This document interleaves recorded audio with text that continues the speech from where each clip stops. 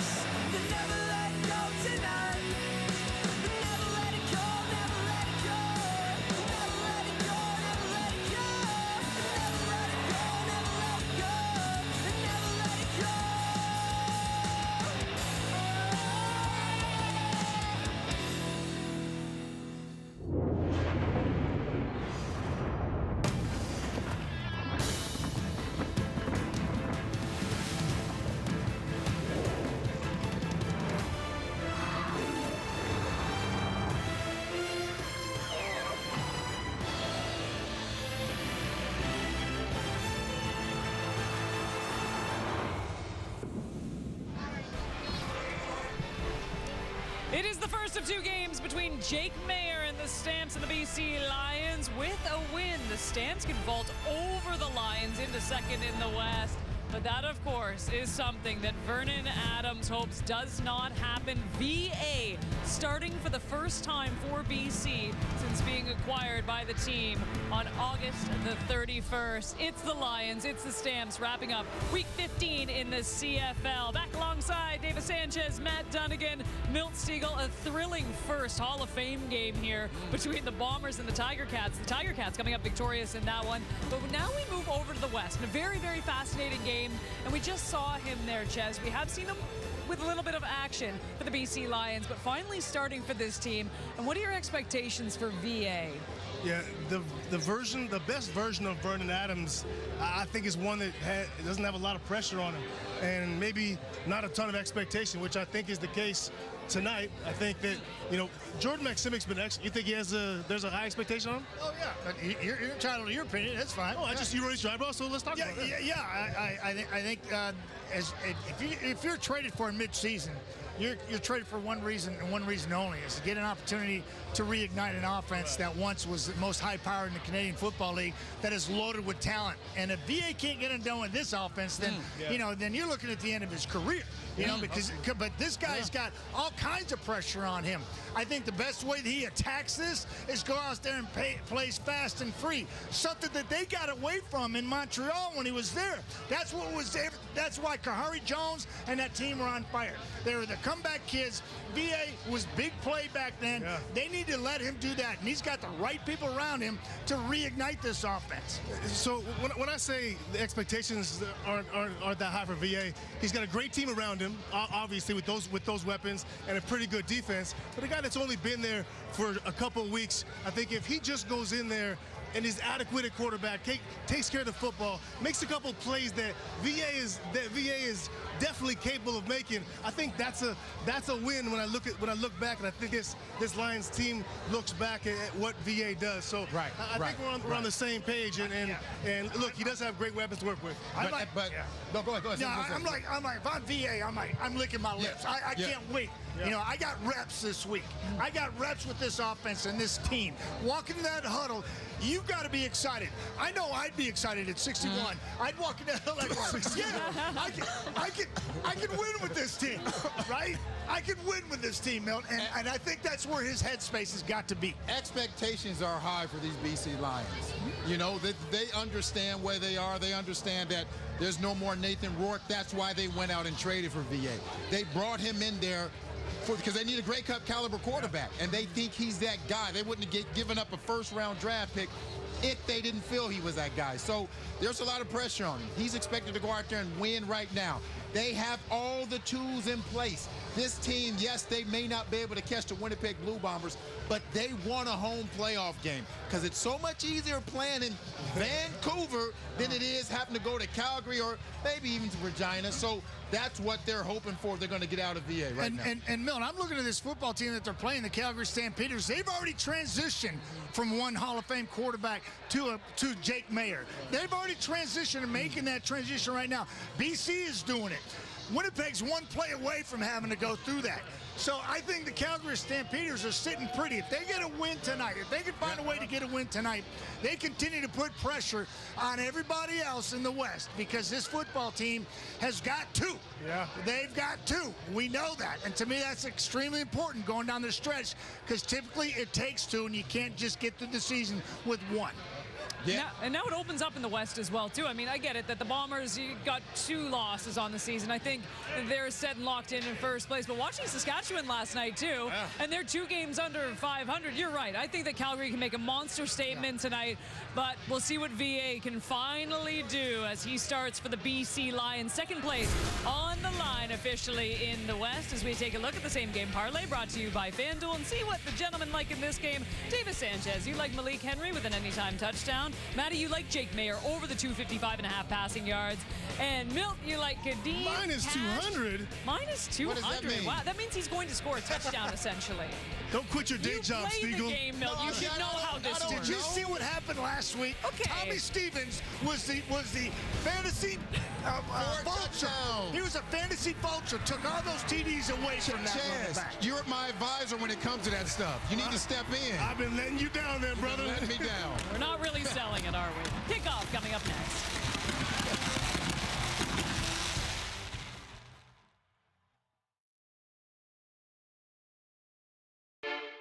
Ricky Ray is the perfect quarterback. We've been here before. We know how to deal with everything that goes on during Grey Cup week. The man hoisting the Grey Cup went all the way, Ricky Ray. I knew that the coaches had the confidence in me to go out there and get the job done. A renaissance season for the quarterback. Ricky Ray, the legend, back to the Grey Cup. And the 2017 Grey Cup game goes to Ricky Ray. Ricky Ray, the first quarterback as a starter to ever win 4 Grey Cup.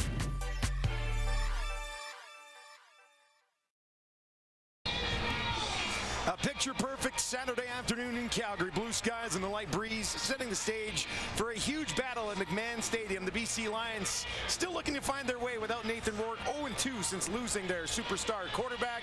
On the other side, Calgary coming in after a clean sweep of Edmonton. It's the first half of a home-and-home with huge playoff implications on the line. Back in August when these two teams played each other, there were 81 points scored. But at that time, there were 2 different starting quarterbacks. For the Calgary Stampeders, it was Levi Mitchell. Not so anymore. This is Jake Mayer's team right now. He's looking to start his 4th game in a row, averaging 273 yards per game passing. Vernon Adams takes over for Nathan Rourke, of course, injured. He is on the bench, will have a headset on, obviously not dressed. It's Vernon Adams after the trade for the BC Lions. Rick Campbell trying to snap his team out of their first 2-game slide of the season. 4-10-2 in his career against the Calgary Stampeders.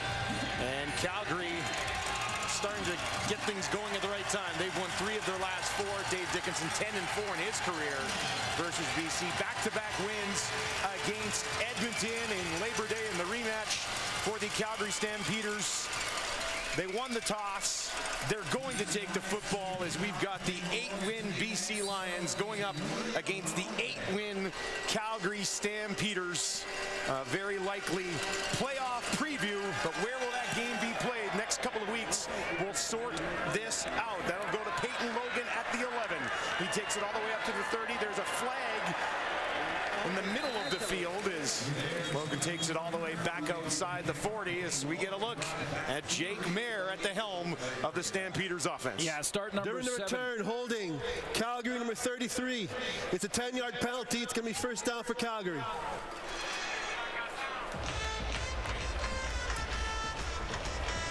Start number 7 for Jake Maier. He's 3-3, 3 games last year, all over 300 yards passing, very close to 300 a game here. Really has solidified the position.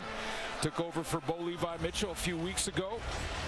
Bo is dressed as the backup on the sideline, but it's Jake Maier, 2-1 on the season.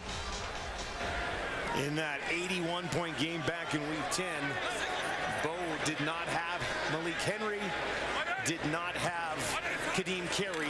They're both available to this Calgary offense today, and they'll hand it off to Kadeem Carey, and he's got a short pickup on first down. Let's take a look at this Calgary Stampeders offense presented to you by Expedia. Well, they get Sean McEwen back, their leader on the offensive line. He was on the 6-game injured. This is his first game returning to the lineup. And in the receiving corps, no Kamar Jordan. Trey Odoms-Dukes takes over for him. And as you mentioned, Malik Henry, their leader, was not available the last time these two teams played. So the Lions secondary seeing him for the first time this year. 2nd and 6 for Maier. 3 receivers to his right, looks to his left, throws to his left, and misses the intended target. Malik Henry heading towards the sideline there, and a quick 2-and-out for the Calgary Stampeders.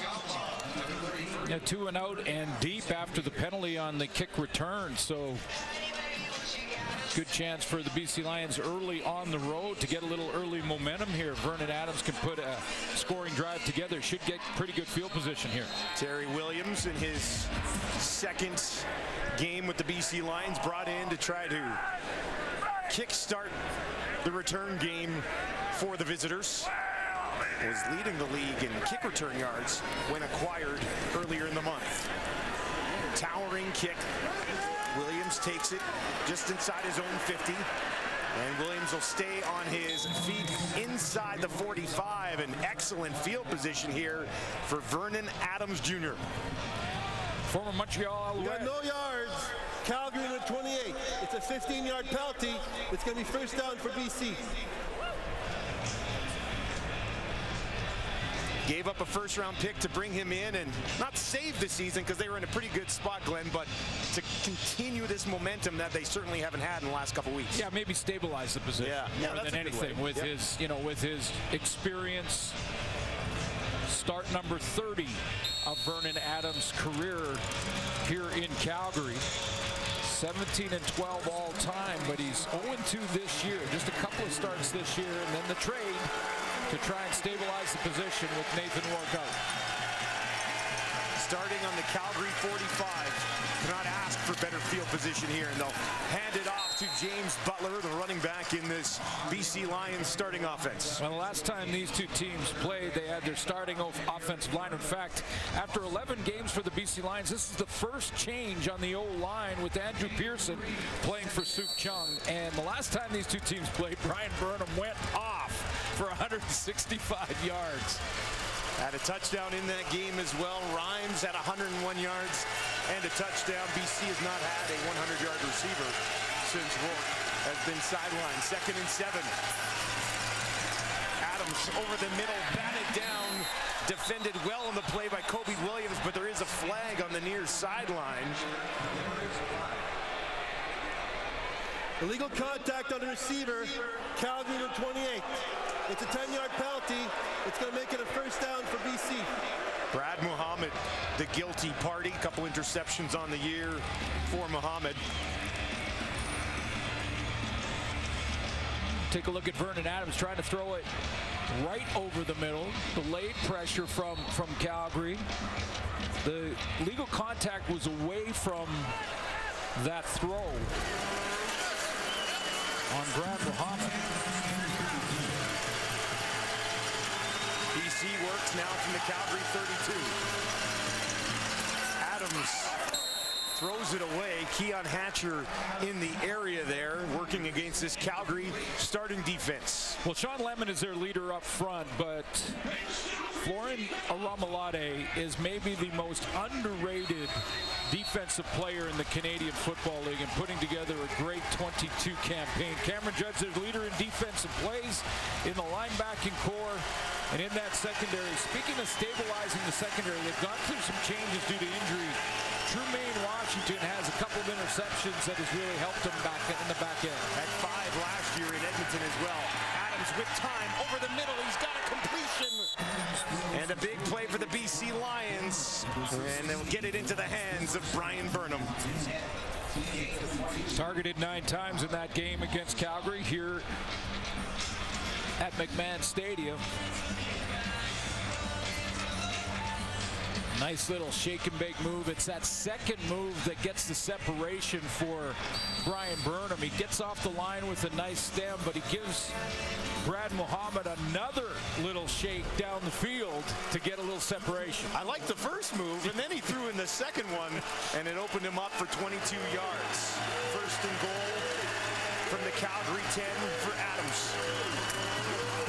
They'll give it to Butler, cuts it back up the middle to the end zone, lunging in, and he's there. James Butler strikes early, first blood to the BC Lions.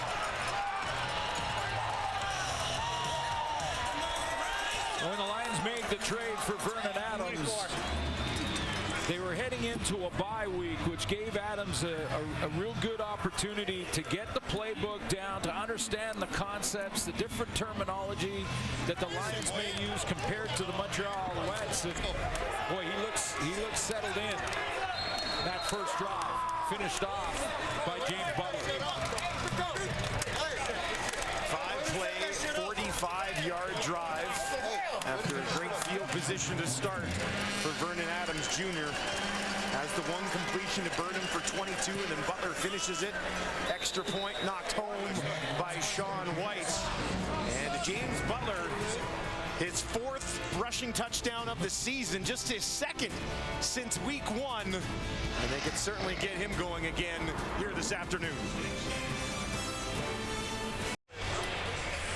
Welcome back to McMahon Stadium, everyone. Vernon Adams Jr.'s got to be pretty happy with this start. Yeah, you know, we should remind everyone, I know it's been a tough season for him and the trade coming from Montreal where he's lost that starting job, but you go back to 19, I mean, this is a guy who threw for over 4,000 yards, including the playoff game that year, and put up some big numbers. Looked like that elite guy. I mean, great college background and resume. Played at the same school as Bo Levi Mitchell and Matt Nichols, Eastern Washington, for a while before his senior year at Oregon, but big numbers in college. Peyton Logan on the return. Stays on his feet out to about the 35-yard line, and that is where Jake Mayer will get the ball for the 2nd time today. A quick 2-and-out on the first possession. Now he finds himself at home trailing by 7 to the BC Lions.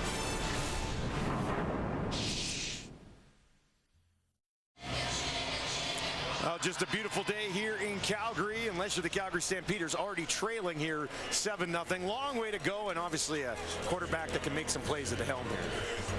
Yeah, I mean, this is, and maybe establish the #1 running back in the CFL at this point in the season in Kadeem Carey, get their offense rolling that way. A little ground game to get going.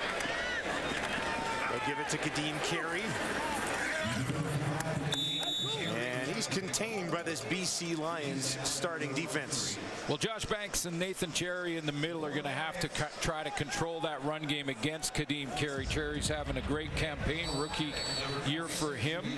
Top draft pick. Lacombo's back in 2nd start at linebacker, coming off the injured list. And Luchez Purefoy moves out to halfback for TJ Lee.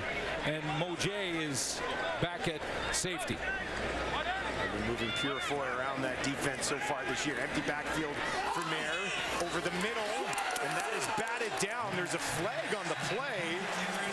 I'm not sure if that would be on Rugamba, who got a hand in there and broke up the pass to Beggleton. Pass interference, BC number 33. Ball will be placed at the spot. It is on Manny Rugamba. First down for Calgary. Yeah, well, that was well past 5 yards for the contact, and as Beggleton tried to make his move and go back into the middle, Rugamba basically cut him off and impeded his ability to get there. That is pass interference. Yeah, it wouldn't be the hand on the arm at the end there. It was the turn. It's when he turned to go to the middle. You can make contact, but it's got to be within 5 yards, and you got to be square to the line of scrimmage. And Rukamba didn't do either of those things. Automatic first down and a point of foul penalty.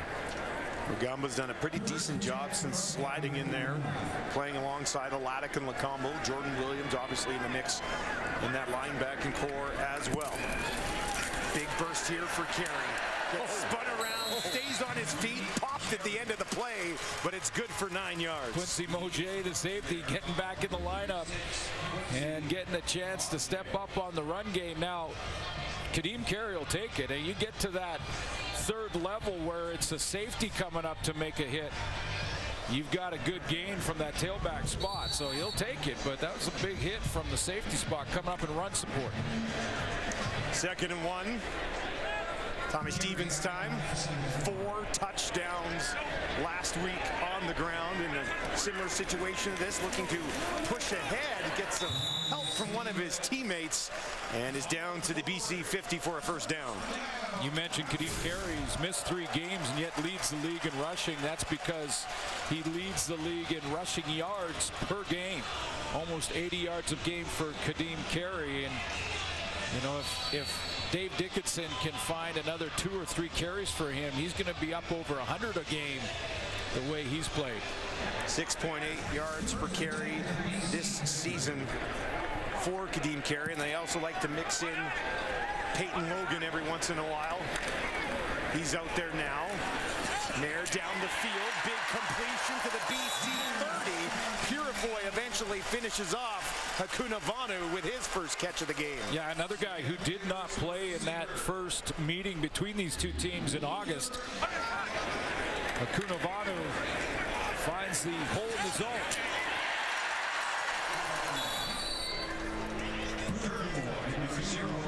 Preparing for contact that came from Luchez Purifoy. Hakunavanu, 2 touchdowns this year, 2 touchdowns last year as a rookie. Great athletic ability. Now they work from the BC 28, handoff to Logan, and there was nowhere to go. Boom Guachum there to close quickly. Yeah, that was just eliminating the gap. That was in the backfield. Logan could not get started. But you mentioned that the Calgary Stampeders will alternate with Peyton Logan back there, and that obviously takes some touches away from Kadeem Carey as well. So I like the idea because Logan is a breakaway guy. He's got a tremendous top-end speed. A loss of 2, 2nd and 12 for Mayer.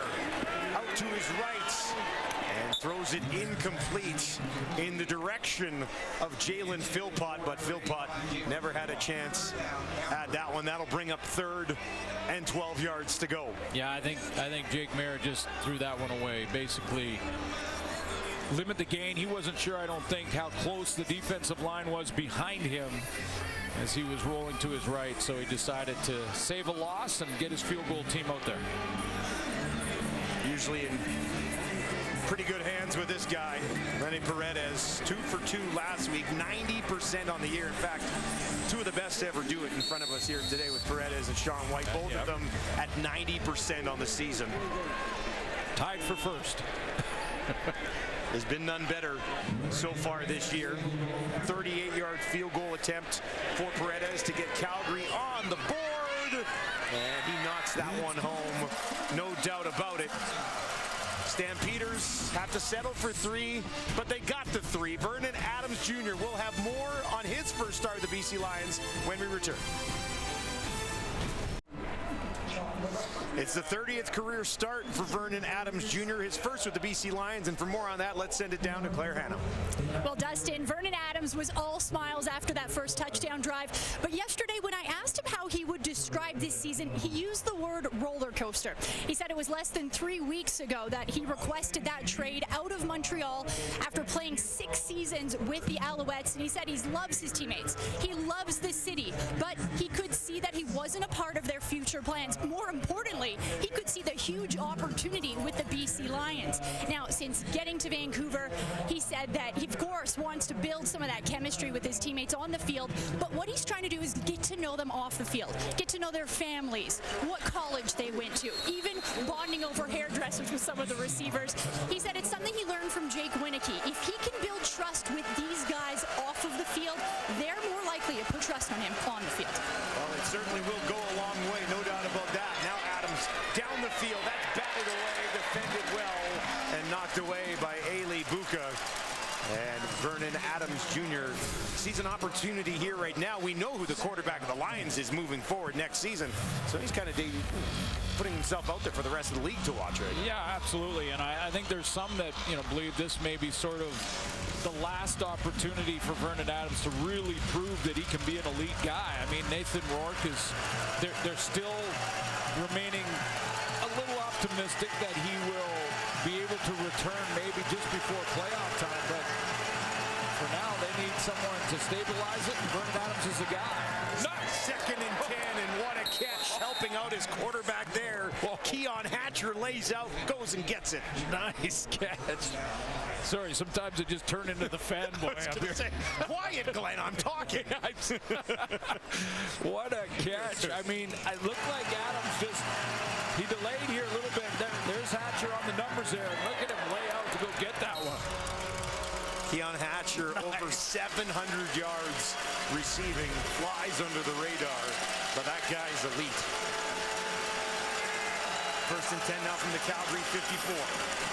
They'll go back to Butler, and Butler's got a pretty decent push ahead here on 1st down. They'll give him at least 5 on the play. Yeah, but I've loved what Vernon Adams did in Montreal and what he's done going into camps in the offseason. He'd bring the receivers to his place in Washington on the West Coast, and he would work with the receivers on his own dime and try and get that chemistry going, and he's doing the same things in BC.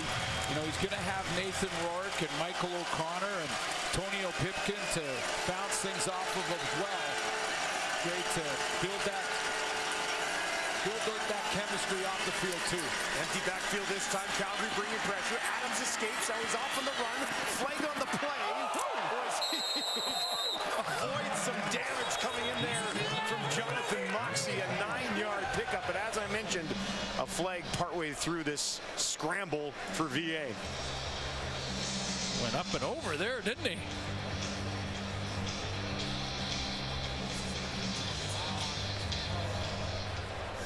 Illegal contact on the receiver. Calgary number 45. It's a 10-yard penalty. It's going to be 1st down for BC. Tremaine Washington, not too sure what he did. Let's take a look at the play again and watch Vernon Adams here right at the sideline. Moxie comes up, he goes over. Man, that's got to be tough getting jumped over by an opponent, eh? Just a great athletic move by Adams. 12 rush TDs in that big 2019 year. We know he can certainly do that. Athleticism never in question, as he's got another completion to Brian Burnham for 7 more yards. Well, he can do it, but he's got to do it, right? He can do it. We know he can do it. We've seen him run. We've seen him use those legs like this. But that kind of athletic ability can serve him well. I mean, I think that's got to be a big part of his game. If he doesn't like what he sees in coverage, now he got his body twisted around enough to land on his shoulders. Shoulders are padded. Folded up like a suitcase there at the tail end of it. This time he'll hand it off. That'll be close to a 1st down. Not much of a push ahead from James Butler that time. I think one of the reasons that a lot of people are saying this is kind of like Vernon Adams' chance. Pipkin will come in for short yardage here, but Vernon Adams' chance is that he doesn't really have any excuses. I mean, this is a good offensive line in BC. This is an offense that was putting up close to 500 yards net with Nathan Rourke at the controls. Great receiving core and tailback. All the weapons are there. Pipkin in on short yardage. It's going to be very close. He eventually gets thrown back the other way. It looked like that initial push was probably enough. Pipkin and Adams with a relationship already for some time together in Montreal, operating in a similar fashion here. Pipkin was pretty confident, and there's the just needed 1 yard. Pretty good hit by Cameron Judge there to make it as close as it was, but got enough. Larkin remains in. They'll get it into the hands of Lucky Whitehead for the first time today, and that goes nowhere. A loss of 1 on the play. Another big year for Sean Lemon, the veteran of 11 seasons in the Canadian Football League. I mentioned he's leading the team in sacks. He's in double figures, second in the Canadian Football League. But he also does this. I mean, he gets his nose dirty. He's not just a straight pass rusher and wanting the big numbers and the sacks and all that comes with that. He'll get his nose dirty and stop the run as well. Second and 11. 9th play of the drive. Got to hurry here. And he didn't get it off in time as the whistle blows as that ball is snapped. Time count violation. BC number 8. It's a 5-yard penalty. It's still second down. Yeah, he realized that he's trying to hustle it out, make sure they're set. He got a glimpse of that corner 20-second clock and only had a couple of ticks left. Uh-oh, gotta go. But if the O-line is moving, it's a legal procedure, so he had to wait for them to settle. Second and 16 now. Empty backfield. 4 receivers, wide side right. Looks over to the left to Lucky Whitehead. Hoping that Lucky could create something out of nothing. And a short pickup. A little bit of an easier field goal attempt for Sean White. Yeah, I had to double check Sean White's attempts. He's 18 of 20. Both those misses in the Saskatchewan game against Saskatchewan in Regina, but I had to look. I said 20. Most of the field goal kickers are, into their 30s, but then Nathan Rourke was at 80% in the red zone. Not a lot of field goals. So they weren't kicking. He is 39 of 40 on the extra point. So yes, he kicked a bunch of those. Sean White from 38. And he's able to knock that one home. And that puts the BC Lions on top. On the road, 10-3. They lead the Calgary Stampeders.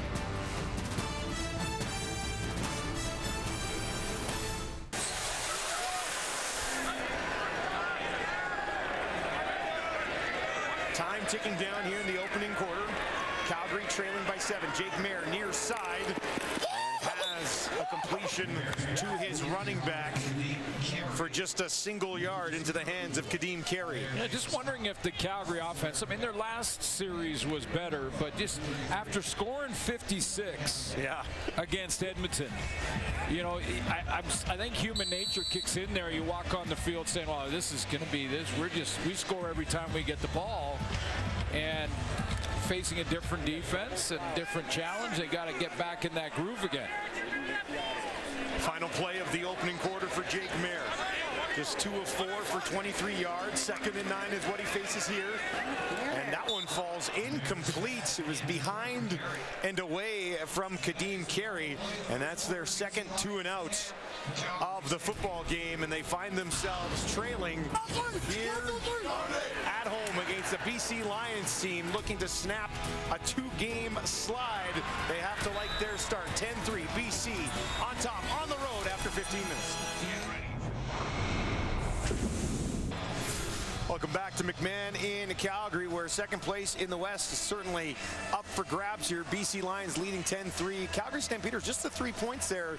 How would you describe their offense in that first quarter? Yeah, they're just a little off. I mean, and I don't mean that it's ugly or that, you got to give credit to the BC Lion defense as well, but it just looks like they're a step behind, and maybe it's just the first quarter thing coming off that 56 points they put on Edmonton last week. But I'm sure this offense, if they can get Kadeem Carey on first down more involved, will start to get in that rhythm that they want to find. We do know, and we've seen before, that there's not going to be a quick change at quarterback. Not that Jake Mayer played all that bad in the first quarter, just the former quarterback in Dave Dickinson will give Jake Mayer a chance to work out of any issues. Should note BC Lions defense allows just 21.7 points per game. That's the second best in the league, behind the Bombers, who got torched earlier today. 49-yard kick. Williams on the return, spun around, around and eventually taken down. Brian Burnham, boy, last time against the Calgary Stampeders, he had a huge day, 165 yards and a touchdown. Well, the Lions had to come back in that one. The Stamps had, I believe it was a 17-point lead at one point, and Brian Burnham went to work. He was targeted 9 times, caught 8 of them for 165 yards, and really was the reason that the Lions were able to come back with a 1-point win. 81 points scored combined in that game. Second highest scoring game on the schedule so far this season. The other one was Calgary, Edmonton last week, which was a blowout. So Calgary has played in the 2 highest scoring games so far this year. Last week in the Canadian Football League, averaged 60 points per game last week. On this play, they'll get it back into the hands of Butler, trying to establish him a little bit here. 4 yards on that play. Yeah, he could really be Vernon Adams, safety blanket, really. I mean, especially as Adams is sort of learning the offense and moving step by step through his progressions, things like that. The check down for the young quarterback, I say young, he's a veteran, but young in this system is your tailback. Butler also didn't play in that 81-point game. No Kadeem Carey, no James Butler.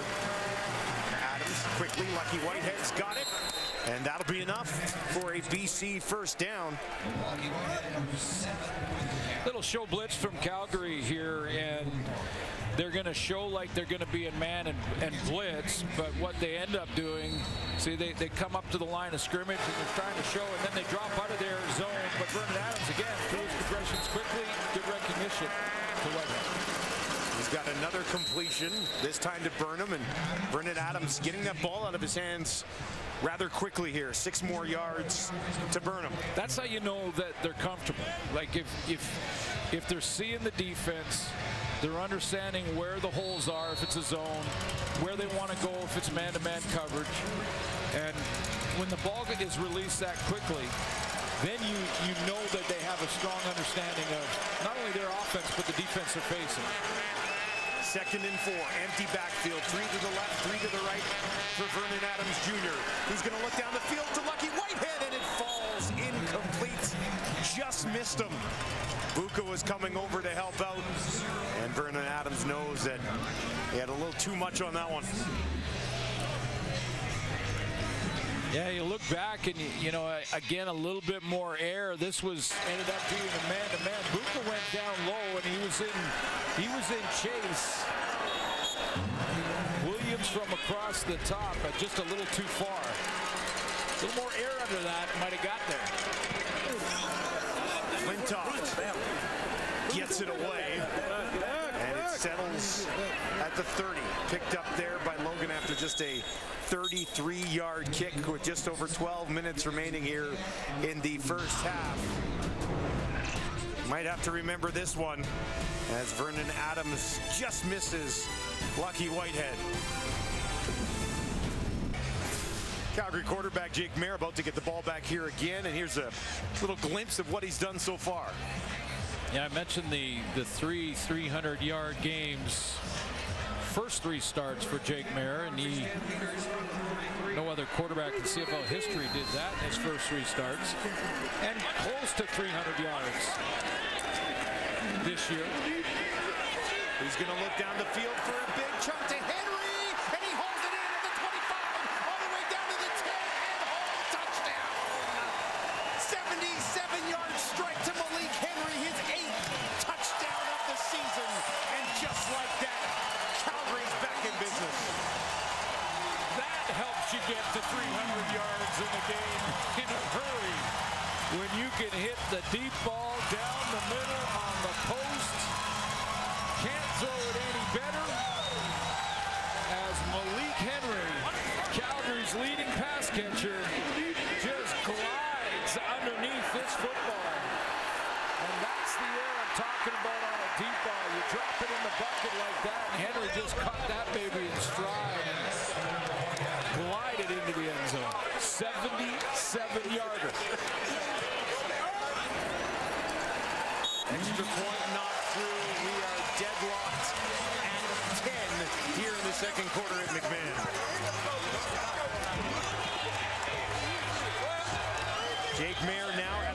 yards on just 3 completions. Quick post seam really down at the bottom of your screen. See what happened with the Lions cover. Jalen Edwards-Cooper was playing on that corner, and he just hesitated. Maybe thought he had help in the middle that just wasn't there. Great recognition from Jake Mayer and Malik Henry. They both, quarterback and receiver, have to see it. And he launches that baby. And watch how Henry just glides underneath it, over the shoulder. Thank you very much. 77-yarder. Changes in the secondary. Purefoy was playing safety. Mentioned off the top, he had to move to take over for TJ Lee. Delvin Brose out of the lineup. Jalen Edwards-Cooper playing for him. There's some experience back there, but they haven't played together. Now it's brought back on the return by Williams, eventually crushed just inside his own 40. 8th in the league in yards. Touchdowns, climbing up the ladder. Just one behind Dominique Rhymes that's on the field here tonight for the BC Lions. And of course, Dalton Schoen, who played before us. Big win for Hamilton. And nice win for Dane Evans. The Hamilton Tiger Cats, congratulations to them, beating the Winnipeg Blue Bombers before our game. But Malik Henry. Receivers love those ones. Post pattern, no one in the middle. Drops it over the shoulder. Almost like a freebie. It's a freebie. He's closing in on 900 yards receiving this season. A little hesitation there, second crack to get it in to David Mackey, and he's able to hang on for a short pickup on first down. Yeah, everything starts to buzz after a play like that. I mean, the crowd starts buzzing. The defense comes out playing hard, and here comes a nice tackle by Cam Judge here to limit that gain and put Vernon Adams in second down. Let's call it second and medium. 55 tackles for Judge on the year, leads the team. 4 fumble recoveries as well. He's been an active member of the Calgary defense. Looking to stop the BC Lions here. Second and 5 on their own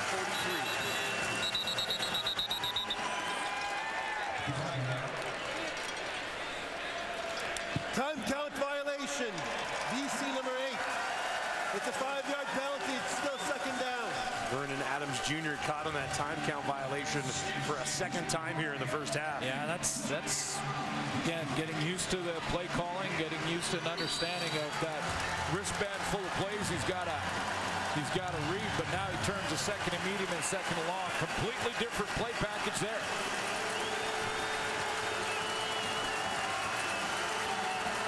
The toy in the slot to his right. He's going to give it to his running back, Butler. Nowhere to go. Wrapped up immediately. And taken down. Whistle had blown before that ball popped out. And that'll bring up third down in a punting situation here for the visitors.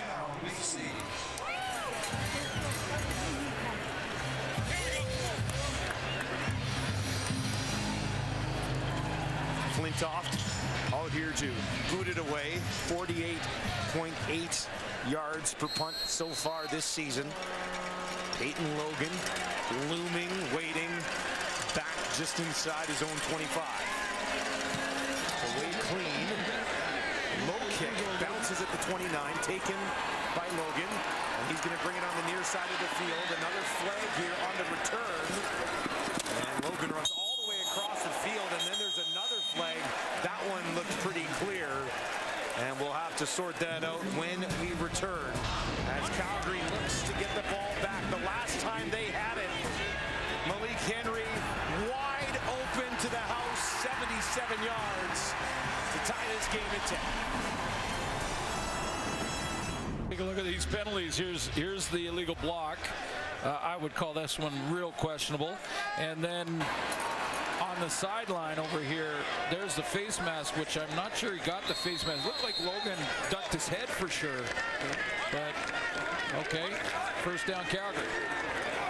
There, hands it off. And that is brought all the way up the field by Philpott as they like to work in number 85 there. And that one goes for a big chunk on first down. Yeah, how good was the blocking up front? Derek Dennis and Zach Williams right up here. And here is Philpott on this side. He's just going to take this little draw action. The big guys out in front. Kadeem Carey got a nice block down the field as well. Watch Carey step up and block for his teammate. Nice looking execution there. 18 yards for Philpott. Calgary now up to their own 47. 9 minutes to play, second quarter. And another completion on the near side of the field as William Longueuil gets involved in the offense. Is it just me, or is every time that one of the Philpott brothers touches the football, he gets a smile on his face that's ear to ear? This big, huge grin every time he gets a chance to make a play. I think we're going to see big, big things. The Philpott brothers. 5th overall pick in this past year's draft. It seems like every time they touch it, something big could potentially happen. Those types of players. Pressure coming on Mayer. There's a flag as the ball falls incomplete. That's interesting.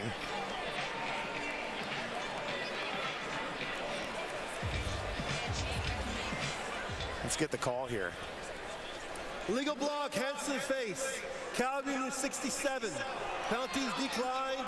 It's going to be 3rd down. Zach Williams, legal hands to the face. And once again, Cody Grace will come out to kick this away for Calgary.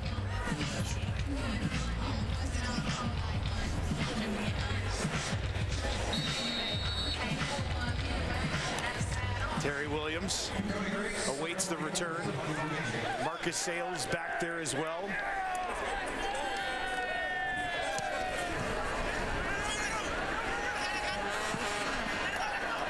Bounces over the shoulder into the hands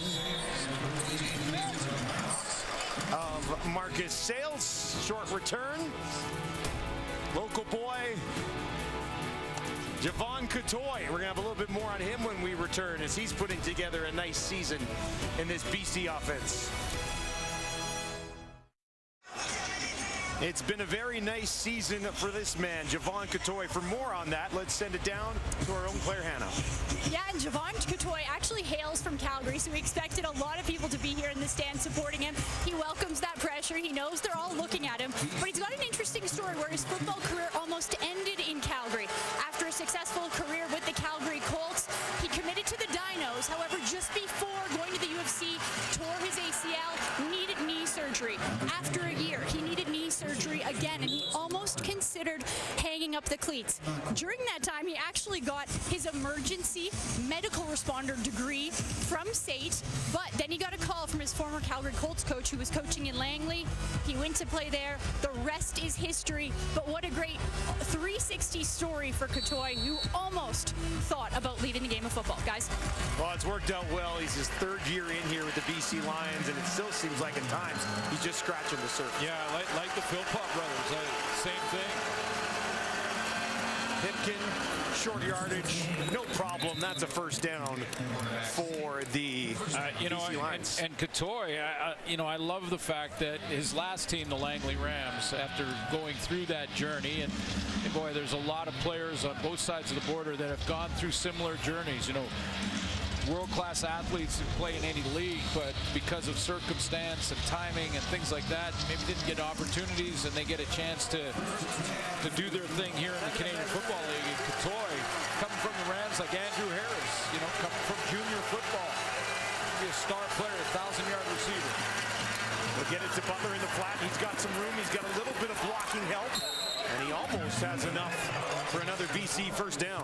And I like what he can do in his versatility, Coutoy, as well, where he's going to be up there blocking. We saw him blocking on the short yardage run by Pipkin, and Coutoy, nice block there to spring James Butler, because he's a big physical guy.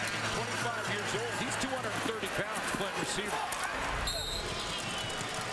6'5", 230, second in inches. Lines up here with the short yardage group. Pipkin again lunging ahead.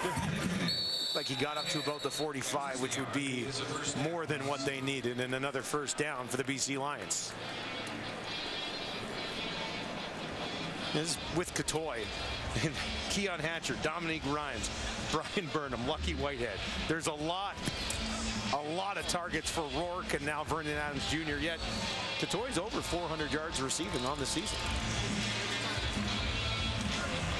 Remember, Burnham missed a few games, but returned just prior to that game against Calgary.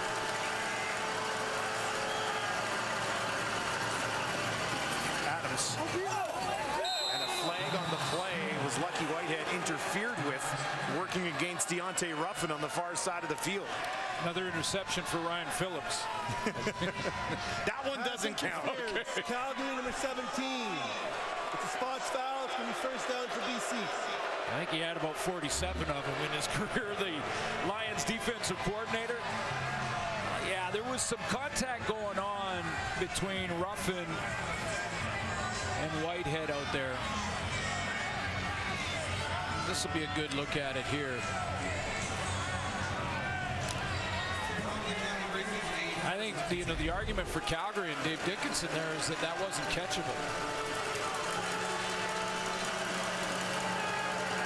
48 for Ryan Phillips. Put it in the books.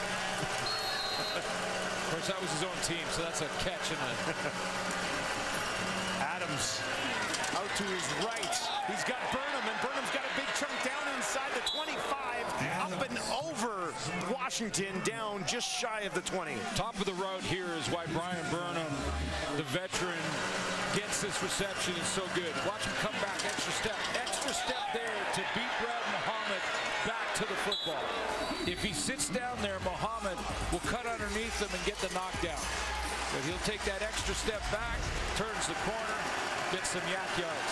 27 more for Burnham. He's got 64 on 4 catches. First and 10 from the Calgary 21. Burnham in the slot to the right. They're going to look to him.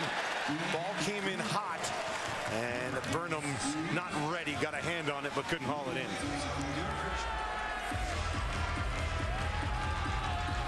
A little discussion there between Vernon Adams and Brian Burnham. But it looked like that Vernon Adams had to throw it around Jameer Thurman on that pass rush off the edge. That's tough. That changes your angle. You're throwing it outside and around a blitzing linebacker. The accuracy is going to be a little bit off. Just over 4 minutes to play, second quarter. We're tied at 10 at McMahon. Great game so far. Adams, a ton of time here. Now he's going to have to take off up the middle. Stays on his feet. And eventually they will track him down. The ball squirts loose. Still bouncing around, and they fight for it. Calgary, is that Judge on it?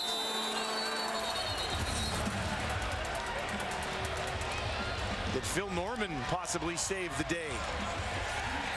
No, it will be Calgary ball.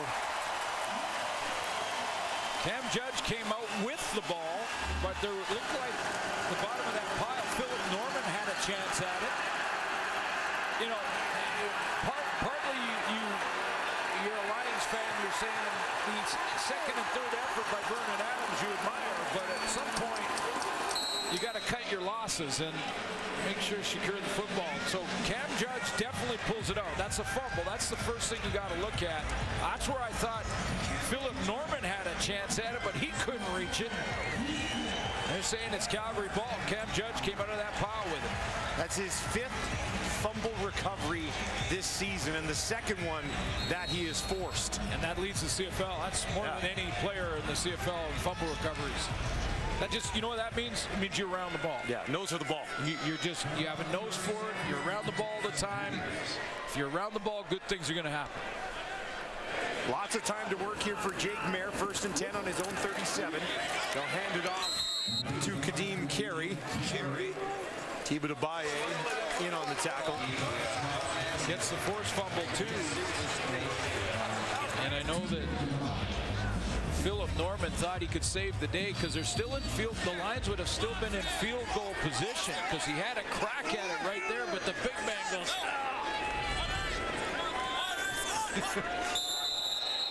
Second and 7. Early movement blown dead immediately. In fairness to Philip Norman, procedure, Calgary number 63. It's a 5-yard penalty. It's still second down, and we're now at the 3-minute warning. Football looks a little bit like a tennis ball to him. So just a little bit smaller. Calgary has the ball, tied at 10 with the BC Lions as we hit the 3-minute warning. We are still here in Hamilton, Ontario, ready to break down the first half of this football game. We've got good VA, bad VA, some good Jake Mayer, and also it's family night here. We're going to break down the first half of the movie Lightyear. Yeah! Don't go anywhere. They're locked and loaded, ready to go at halftime. Storyline could still be developing here with some time on the clock. Jake Mayer. Looks like Calgary will have their wind at their back if they do need to attempt a field goal. Mayer gets it away as he's hit. He's got a completion to Beggleton. First of the day for Reggie, and he takes it outside the 50. And that puts them into a pretty good position with 2:43 on the clock. Emmanuel Racumba's coming on a blitz here, so Jake Mayer knows that he has got to get the ball out of his hands quickly, and Beggleton's his hot route. He knows he's going to take a hit, can't block them all, and he gets it out of there. Mayer's 5 of 9 for 122 yards and a touchdown. That one 77 yards to Henry, in case you're just joining us. They'll give it to Kadeem Carey. Boy, he tried, didn't he? There's just nowhere to go. Quincy Mosier, though, he had enough of the dancing around. He walked in there, and they've locked horns a couple of times, Kadeem Carey and Mosier. That time at the end of that, he kind of body slammed him. He just bouncing around, and then Mosier went, okay, enough. Get down there. 2nd and 8. Mayer hit as he throws, and that was Matthew Betts who got there and disrupted things, and that'll bring up 3rd down. Boy, he's having his best season. Matt's been terrific. Yeah, Matthew Betts is up at the top of your screen here, having his best season. 7 sacks on the year, but it's more than that. I mean, it's the pressures on the quarterback. It's plays like that where you're forcing an incompletion, forcing an inaccurate throw. He's been in the backfield. Grace set to kick it away from just inside his own 45. This is a high punt.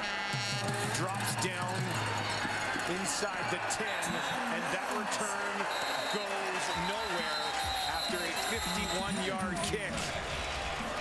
And Yemi Berglund there to shut things down quickly. As we mentioned, don't go anywhere at the half. Kate and the guys will be breaking this one down. You heard her mention earlier there some good VA, some bad VA. How would you summarize Legal block on the return, BC number 94. We'll go back half the distance. It's going to be 1st down. How would you summarize first half of Vernon? Well, I think he's looked at times comfortable. He's looked at times where he's been uncomfortable. Now, this is an underrated Calgary defense. Yeah. And I want to make that point right out of the gate, even before the panel get a hold of this and start always angling on the offensive side. Because sometimes the defense is allowed to win. And this is an underrated group in Calgary. 4th in the league and points allowed. Adams dumps it off to his running back, and Butler does a pretty good job after the catch and picks up a 1st down for the Lions. Gives them some breathing room here. Well, I was going to say Arimolade is a guy that Arimolade has got 4 sacks on the season, but I think is the most underrated defensive player in the entire league. We just don't talk to him about him enough. But when you have like Mike Rose and Sean Lemon in your lineup, that's where the attention goes. Back to Burnham for a completion. Another quick release there from Adams, and a good chunk on 1st down. Very manageable 2nd down situation here. Well, 3 or 4 yards. Brent Monson has got a good group. The only sort of shaky part about it for the last month or so has been the injuries in the secondary. The last Trey Robertson back there, and have had to shuffle the back end a little bit, but front seven's excellent. Adams down the field. That one's up for grabs, going up and getting it. Dominique Grimes, but they'll wave it off. Flag on the play, though. So a few things to sort out here.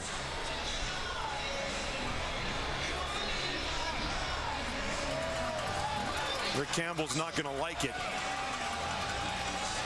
as they're backing the BC Lions up.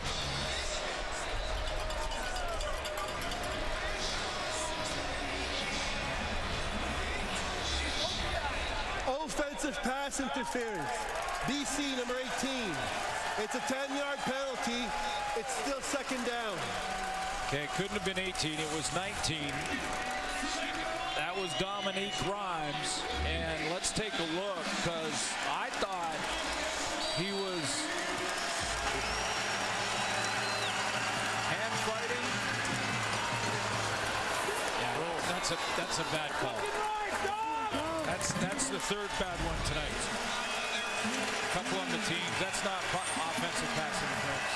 Not in any book. Adams scrambling around, want to get rid of it, but now they're going to wrap him up and take him down on second and long.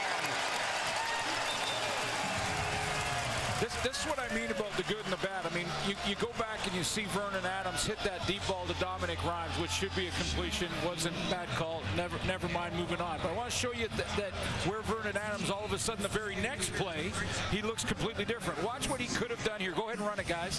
What he could have done is, right now, he wants to go deeper. He's got a little time. Stop it here. Look, he's got a check down right here. James Butler, wide open. Tons of room to run. Give him the check down and move on.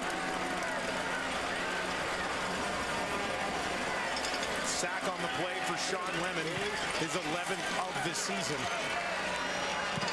Flintoft, pretty solid kick here. It's going to back Logan up inside the 45. And he is wrapped up and taken down after a 54-yard kick. The combo downfield on the tackle to contain him. Yes, in the CFL, folks, you can be a starter on defense, a starter on offense. In fact, you could be a star on offense or defense, and Lucamba is, but you still got to cover kicks. You still got to play on the special teams. Jake Mayer gets this ball in his own 51. Wind at his back. And Paredes watching on from the sidelines. Needs about 15 yards. Kadeem Carey steps up to the left of his quarterback, Mayer. With time, gets it to his running back, Kadeem Carey, and Carey takes it up close to a first down, just inside the 50s. Do that one more time and you're laughing. See, see Vernon Adams jumping up, still holding on to the hope of throwing that deep ball and not seeing the check down. Watch the same thing on the assist play to Jake Mayer. Has the same way. So he wants to go deep, doesn't like it, check down, boom, right there. Now he's got nice gain on first down, some more time on the clock to work with, and about 5 yards away from a realistic field goal attempt for Calgary.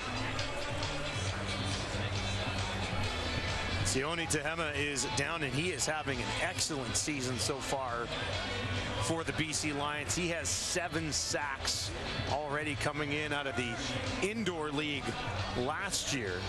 26-year-old has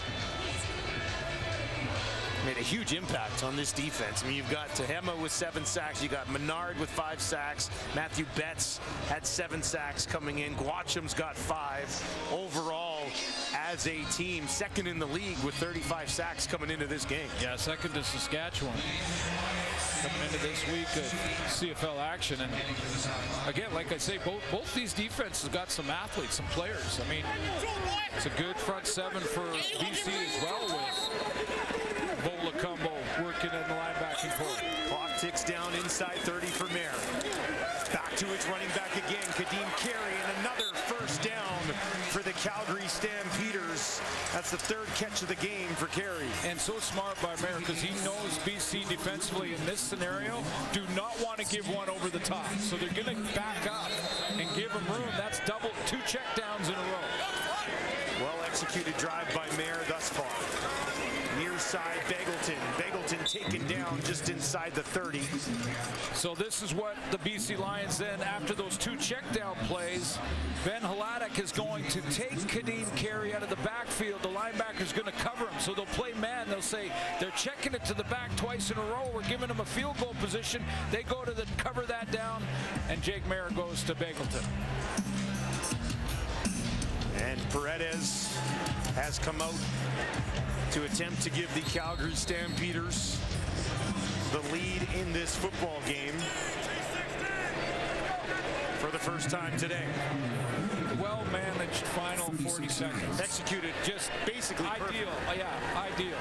36-yarder is the end result for Paredes, and he punches it through. So mission accomplished here by Calgary at the end of the first half, and they do have a lead. Second place in the West is looming, and at the halfway point of this ball game, Calgary is on top by 3. BC Lions and Vernon Adams will be looking to get things going. Right now, let's send it back to Kate and the panel for halftime. And welcome back to Hamilton, Ontario, alongside Davis Sanchez, Matt Dunnigan, Milt Stiegel. We had the Hall of Fame game earlier. The Tiger Cats on top of the Winnipeg Blue Bombers in that game. A bit of a shocker. Ticats were great. We'll get to that in the second block of this show. But let's talk about this game at hand. So we saw the Calgary Stampeders now take the 13-10 lead. Well, we begin with VA because, Milt, it was the biggest story going in that Vernon Adams finally starting for the BC Lions after he was acquired by the team. We saw some flashes of greatness. Yes. But then we saw him do a little too much. And Milt, I feel like we've had this conversation about VA before. We actually saw the flashes of greatness and him trying to do too much on one play. And I've been saying this basically since 2019. VA, he has a skill set that's unmatched. But sometimes that skill set will get him in trouble. Like on this play, he avoids this sack, okay? What should he do? Get rid of the ball, but he's still trying to make a play downfield, and that's gonna hurt you sometimes. I understand you're fast, you're mobile, but sometimes there come times where you just have to get rid of the ball, and you hurt your team. As a coach, I'm not gonna tell him, don't do that anymore. I'm just gonna tell him to be smart, because that skill set could also make you some big plays down the field. In regards to doing too much, I really think VA has to tuck it and go. Like, I just feel like, yes, he can make plays, he can buy time, that's what he could do, but he's so athletic and so quick, and he can extend drives with his legs. I think that's really, where he needs to get to. Like I said, like we talked about earlier, for this team to be successful, adding that dimension to an already really good offense, I think is key. On the defensive side for Calgary, Cam Judge, I don't think we talk about enough. Again, first half, the man is flying around. I mean, he caused a fumble, recovered a fumble. He's in on, I think he's got 5 tackles already. He's leading the league in recovered fumbles, but Judge is an excellent player, along with Jameer Thurman. Is there a better linebacker core in the league, fellas? It's, I think it's, if not the best, it's definitely up there. I'd like to get into that debate, because I love me some linebackers, but really, when you look at this type of football game, you heard Suits talk about it in that first half. He says, we're going to talk about offense. Well, I think in a game like this, you're jabbing, and you're taking a few shots, and all of a sudden, boom, somebody connects with a haymaker. And we saw one of those haymakers in the first half. And Suits, I am going to talk about Jake Mayer and the deep ball, because finally we got somebody throwing a ball in rhythm and hitting his receiver in stride. Great play fake, love the design. Put it out there. And Malik Henry, and of course the DB's looking like, where's my middle help? Where's my safety? It's like, come on, man. You got to be close to that. That reminded me of you when you played. Because Malik started shutting it down 20 yards from the end zone, and 2-9 did not want to be in the frame. He just shut her down. That reminded you of Milt, and that 2-9 reminded you of me. Perfect. You were never that close to me, Chad. But here's the deal. In a game like this, you talk about VA trying to do too much. Defenses have commanded this first half. They're keeping the offenses in check, except for that play right there. And so as a quarterback, you can't do too much. I think this gives Jake Mayer an advantage right away, because you look at his head coach, Dave Dickinson. Dave Dickinson was the king of check down Charlie. He's a high completion percentage guy. He's going to take that. He's going to take that, invite everybody in. Then he's going to go over the top. I see the same thing in Jake Mayer. I think with Vernon, he needs to build back up his confidence. You think about the last time he actually had success was 2019 when he had the big year. He hadn't had any success then, so I think his confidence is still down, and I think that's why he's trying to get that big play that's going to help out his confidence. But isn't it confidence knowing that this team has this much talent, they brought you in? That's true, but you haven't been able to capitalize off of this talent yet. And I know it's still early, just his first start, but he hasn't been able to capitalize off of it yet. Yeah. I have no idea how much time we have, but Ricky Ray just went in the Hall of Fame, right? He threw for over 60,000 yards in his career, over 300 passes, and Ricky Ray rushed the ball for 3,141 yards over the course of his career. VA, we know, has got a bigger arm and more athletic ability, and to your point, pull it down and make something happen, because that'll open up those big play receivers he does have. All right, Stamps currently with a 3-point lead in this one, but coming up after the break, we're going to break down the game that was on this field earlier, the Tiger Cats and the Bombers. Highlights analysis coming up next. 8-win BC Lions going up against the 8-win Calgary Stampeders. They'll give it to Butler, cuts it back up the middle to the end zone, lunging in, and he's there. James Butler, what a catch, helping out his quarterback there. Keon Hatcher lays out, goes and gets it. 77-yard strike to Malik Henry, his 8th touchdown of the season.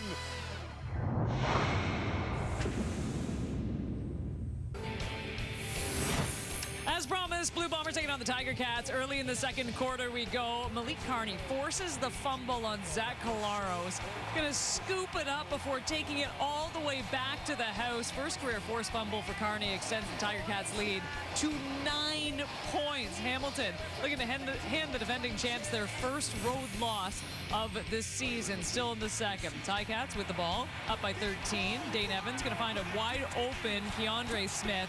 That's his first career CFL touchdown catch. One of Evans' 3 TD passes in the first half alone. To the third we go. Tiger Cats back in the red zone. Evans, this time he's going to find Tim White for his 4th touchdown of the game. That ties a single game career high for Evans, playing his first start back from a shoulder injury. He was feeling it. To the 4th we go. He isn't done there. Under 3 minutes to go. Spots David Ungerer in the end zone. Beautiful. 327 yards for Dane Evans as the Tiger Cats knock off the defending champs. 48-31 your final of this one. Evans, what a game he had. 25 of 32, 327 yards as mentioned, and a career high 5 touchdowns. Here he was after the game with our Matthew Shinetti. Today is just a great day. I owe a lot to my teammates. I mean, I can't do that without them, right? I'm just one guy.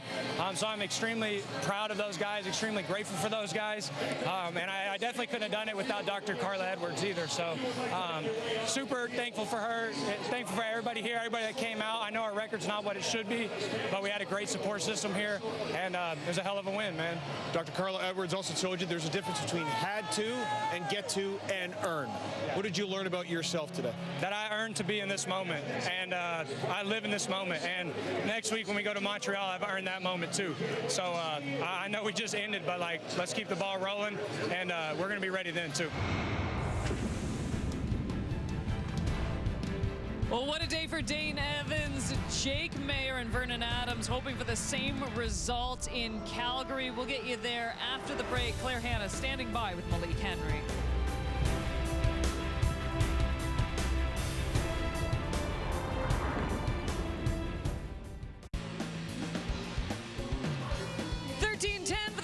Stampeders, Matt Dunnigan, what stands out? Well, it looked like the Lions, in spite of that one turnover by VA, dominated the line of the time of possession. And to me, that's huge. Just got to take care of the football. And right now, those big plays are looming large for the Calgary Stampeders. As promised, Claire Hanna with Malik Henry. You guys are up 13-10 at the half. How would you rate your team's offense so far? I think we've been playing pretty well. It's plays that have been left out there that we need to capitalize on. So overall, we've been playing pretty well. Tell me about your 77-yard touchdown. Oh, it was a great ball by Jake, better route by me, and we converted. Now, the last time you guys played the Lions, you lost by 1. I know you weren't in the lineup, but how hungry is this team to flip the script? We're definitely hungry. We got a lot of fans out here, and we're ready for this game to be over with. Okay, thank you. Yep. A football game being played in Calgary, family night here in Hamilton. It's the motion picture Lightyear. We're going to go watch a little bit before the second half between the Stamps and the BC Lions. Looks comfy.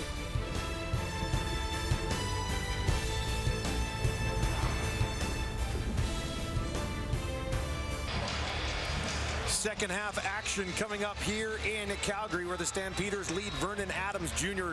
13-10. He is with our Claire Hanna.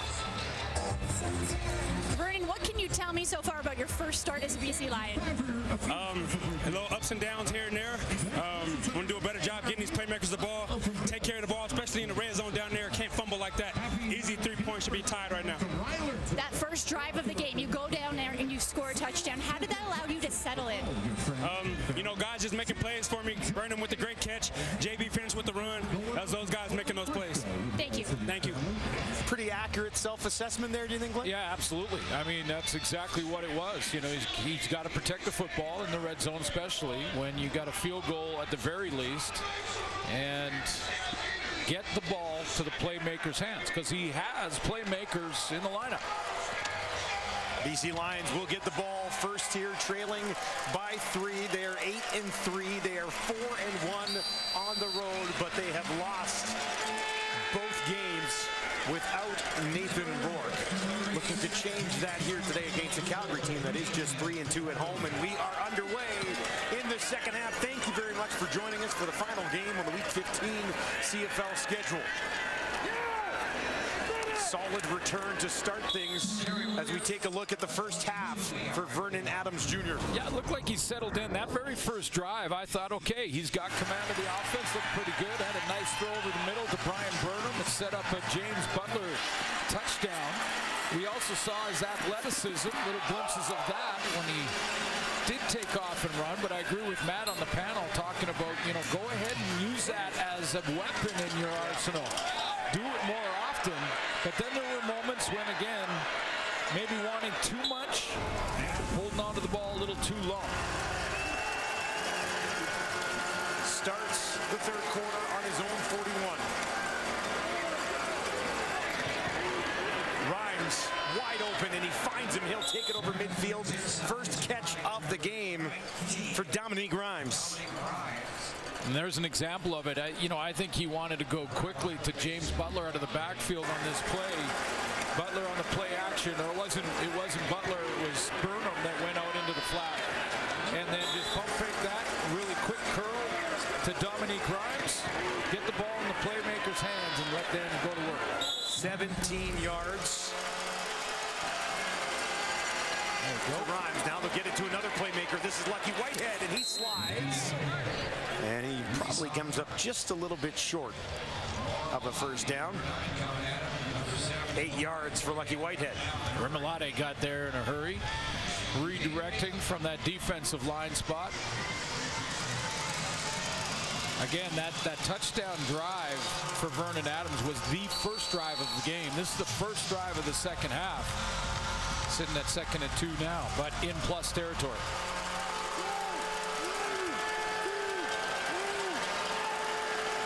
They work from the Calgary 44. Right up the middle with the running back, James Butler, and that'll be a first down for the BC Lions. That was a really good push.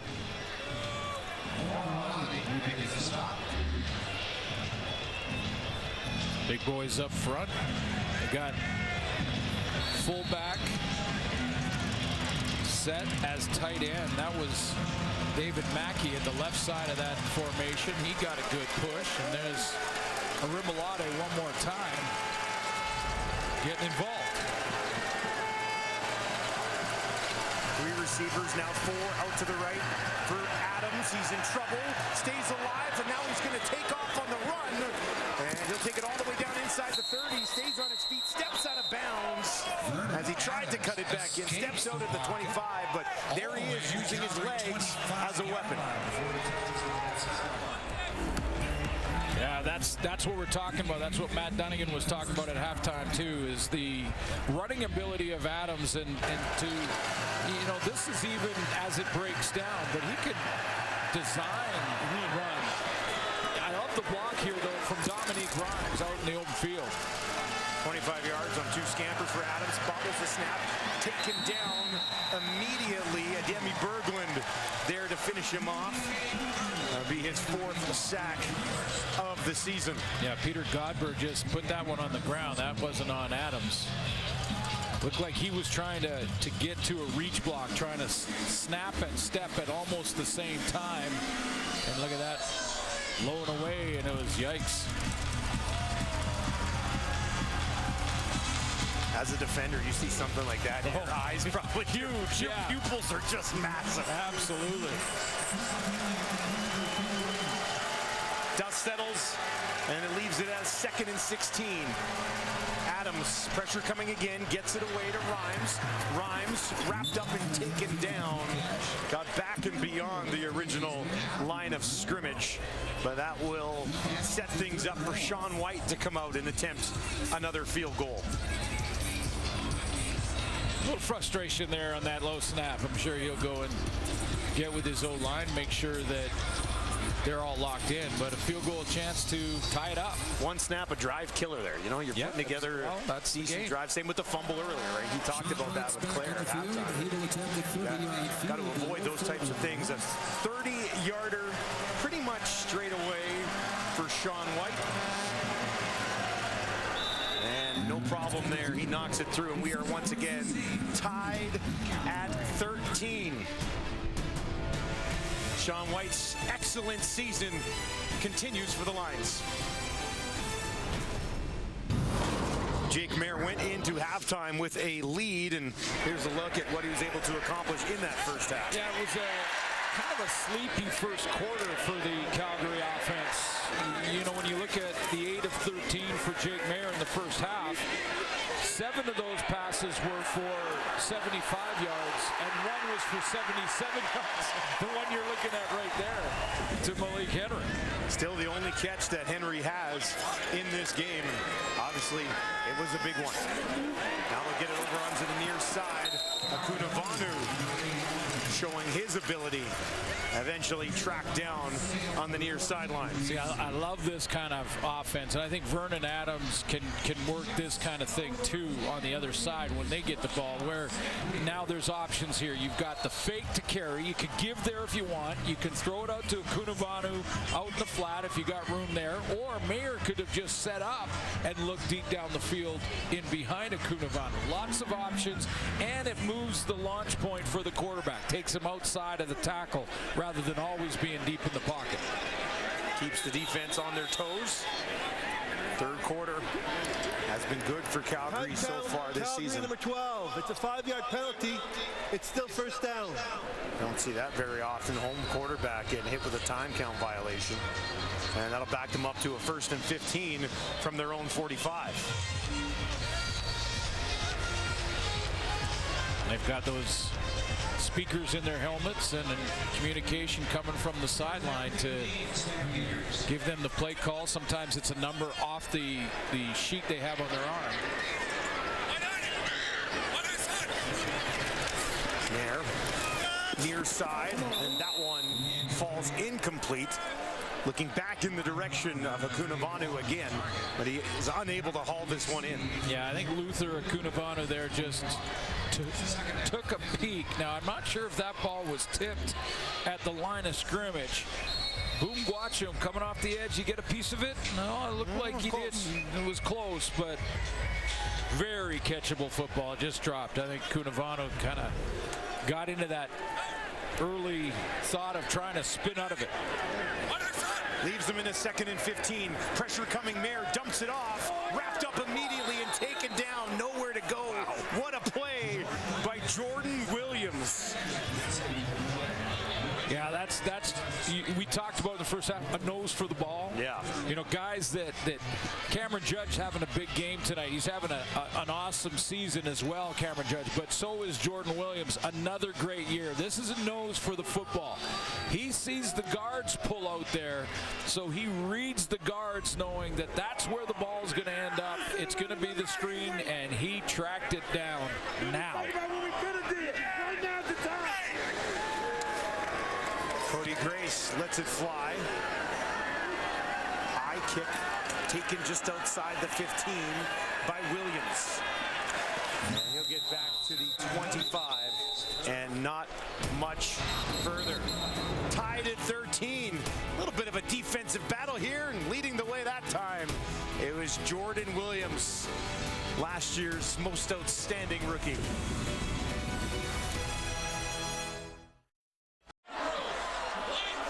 MLS on TSN keeps rolling tonight with a West Coast clash between the Caps and Seattle. Action gets underway at 9:30 Eastern, 6:30 Pacific on TSN.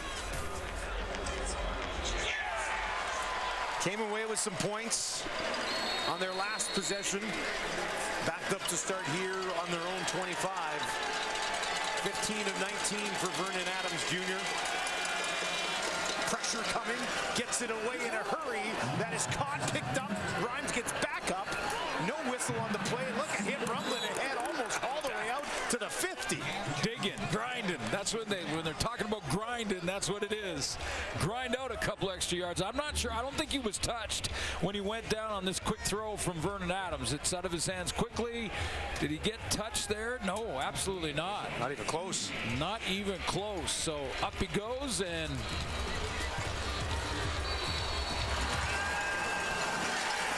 like Moxie tried to play for an interception. He thought it was a wide throw. They give it to Butler. He was in a lot of trouble, but he's able to find a burst and get back to the line of scrimmage.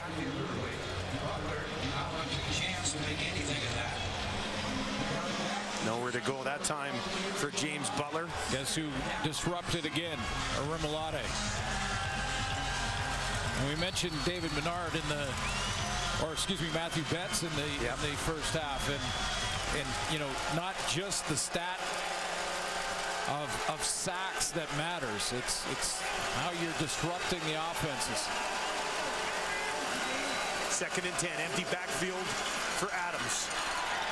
Near side, Lucky Whitehead. Whitehead nowhere to go. Played extremely well after he caught the ball, and he was wrapped up by Kobe Williams. I will say the tackles for BC, Kent Perkins and Joel Figueroa, have been playing fairly well tonight. This is a good matchup here where Perkins is going to go battle with Arimolade. Got his hands up and around the neck area. And just, I think that there was a no flag there because the ball left Vernon Adams' hands. Flintoff just gets it away. Logan watching, takes it just inside the 10.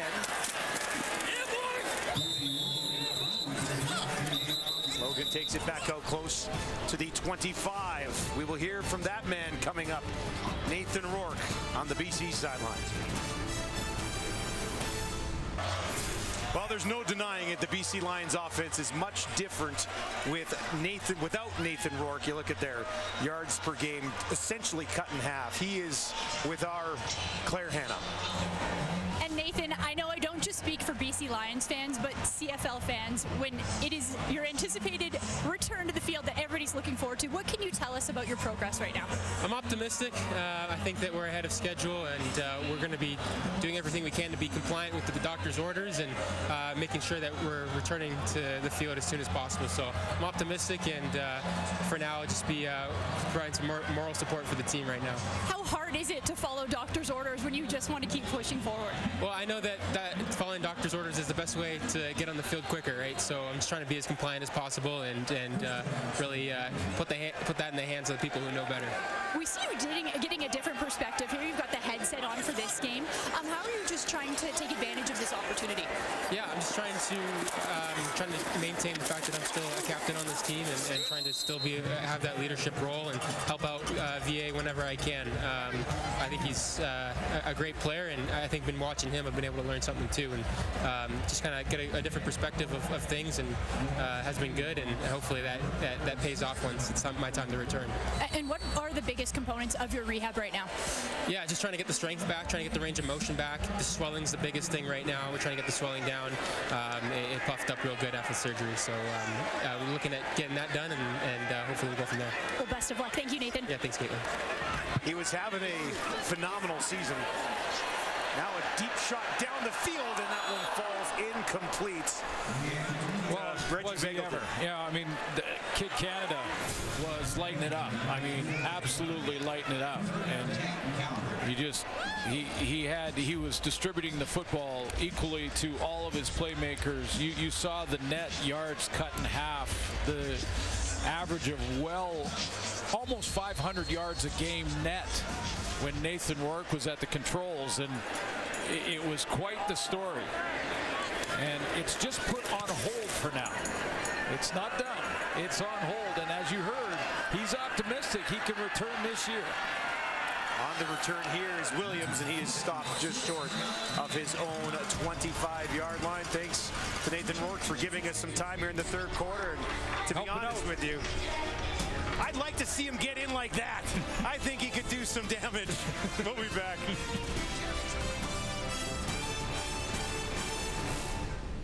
Check it out. The GOAT. Greatest of all time. Adams hands it off to Butler. And Butler, pretty good push ahead this time. Eventually tracked down by Judge along the sidelines, but not before he picks up 8 yards. Flag on the wide side of the field, and Calgary is discussing with the officials. It's Moxie over there that was. There is no flag on the previous play. It's second down. I'm not sure if Moxie talked him out of it, or they just decided to pick it up. Yeah, I didn't do anything. No, you're right. Okay. Let's pick it up. I agree. That usually happens, doesn't it? Yeah.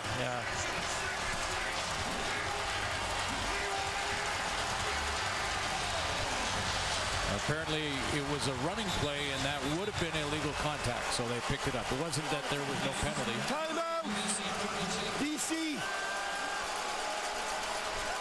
Here in the third quarter, BC Lions needing to use a timeout, 2nd and 2. Obviously wanting to keep this offense on the field. This game is still completely up for grabs. No team has really taken control of it at any moment. No, and I think it's fair to say, or we should say, that Vernon Adams didn't have a training camp with BC. He didn't have it. He's had 3 weeks with the Lions and with this personnel and with the terminology. So there is going to be times when he gets a time count because he's trying to decipher the call that's coming in. I always feel like he's been around for a long, long time, but he's only making his 30th career start. Yeah. It's not even 2 seasons. Now here's a nice carry right up the middle, still going with some help from his friends all the way outside the 45, and 14 more yards for James Butler. And here's what happens too for a guy like Vernon Adams who moves teams in midseason and quickly becomes a starter. And just watch this play. Nice run by James Butler, but sometimes the terminology will be similar in some ways and then different in others. So, if Roger was something in Montreal, it might be the same word, but something different for BC, and that causes confusion. Burnham and Rhymes over to the left. That's where he goes. It's Burnham, and it's another first down for Vernon Adams, and the 6th catch of the game for Brian Burnham. Yeah, if you want to grow your confidence and get into a rhythm, get it to 16. He'll get you started. He's 18 of 22 so far in this ball game, and he's closing in on 200 yards passing. Keeps it himself this time and has some room. Slides ahead. Like it. And a flag right at the end of the play. Was there a little contact at the end? Well, there was, but minimal?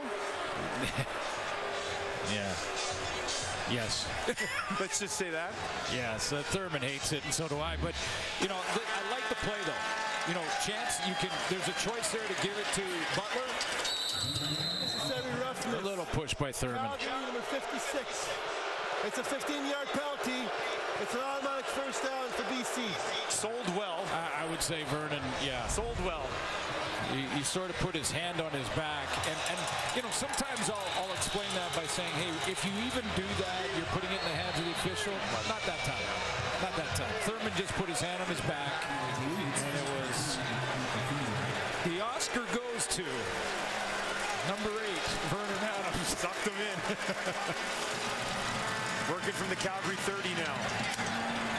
Goes to Rhymes for another first down. Takes us inside the 20. And dare I say, he's starting to settle in a little bit here. Well, he is. And, you know, I talked about his college resume early on. And, you know, there was one quarterback coach / head coach / OC who basically worked with a bunch of... Bo Baldwin was his coach at Eastern Washington. He ended up at Oregon in his senior year, but Bo Baldwin worked with Michael Riley, Bo Levi Mitchell, and Matt Nichols, and Vernon Adams. And, you know, his college career, Bo said at one point, he was the best of the 4. Which is saying something. Now he's going to look to the end zone for Burnham. Broken up. He almost had it on the deflection. There's a flag in the end zone, though, as he was working against Deontay Ruffin, and Ruffin got a hand on it. I thought Burnham almost had it when he turned around. Pass interference. Calgary number 17. The foul occurred in goal. It's going to be so let's take a look. Burnham.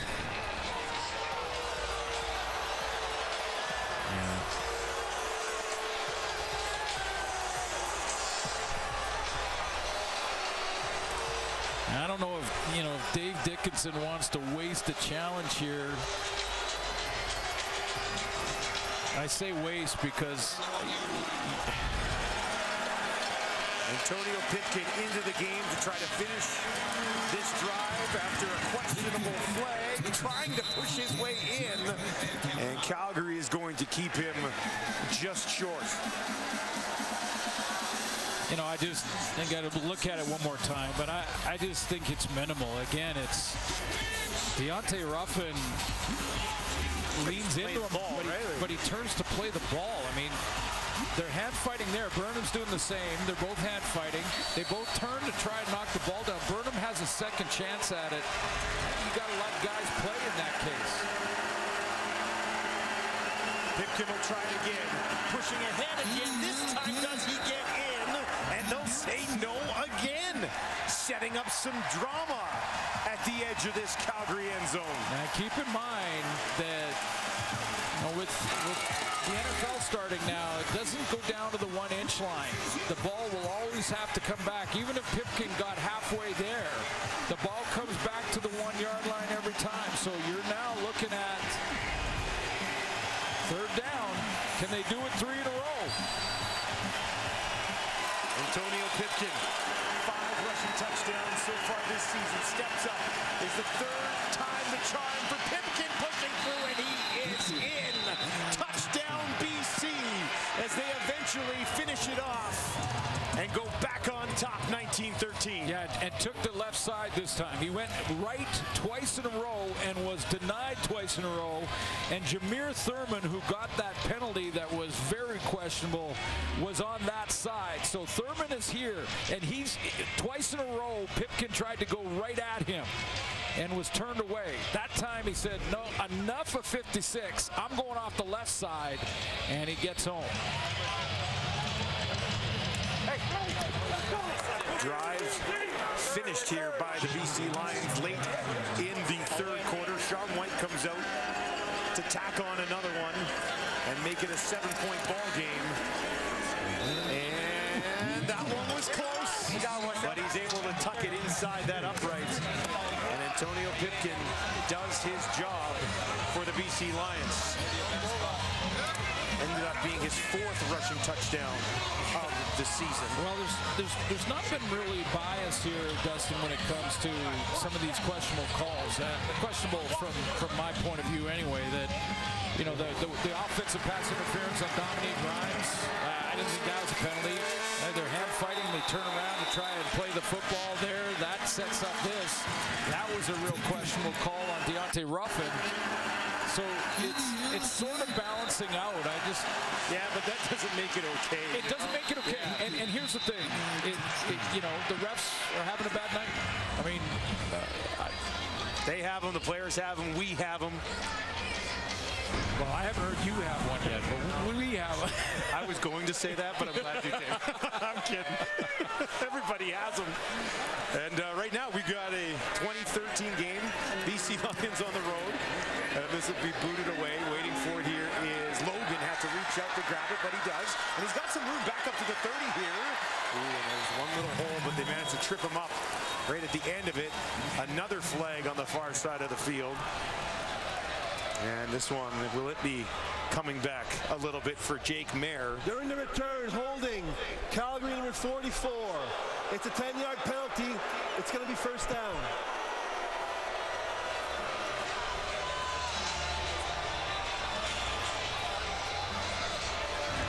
Silas Stewart committing the hold, which backs up Jake Mayer a little bit. He's 11 of 18 for 160 and 1 TD. Kind of the same way we described Vernon Adams, I think. Kind of, good moments and bad moments, yeah.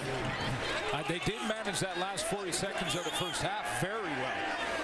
Came away with a field goal in the lead at the end of the second quarter.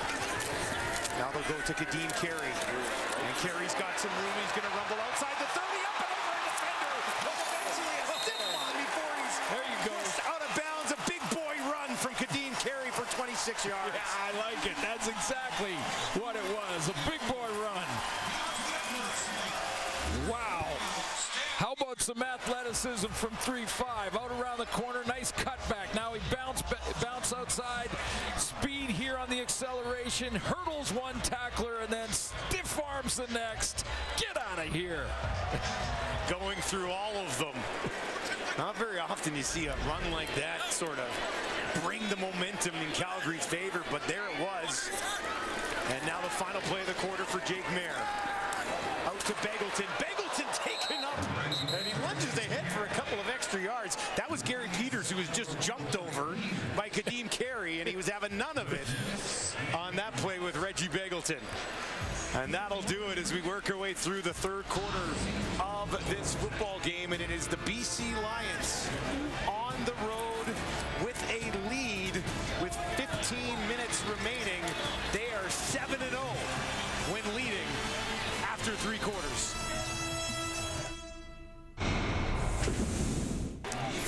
Welcome back to Calgary on a Saturday night. The Stampeders trailing 20-13, and BC controlling the ball in that third quarter.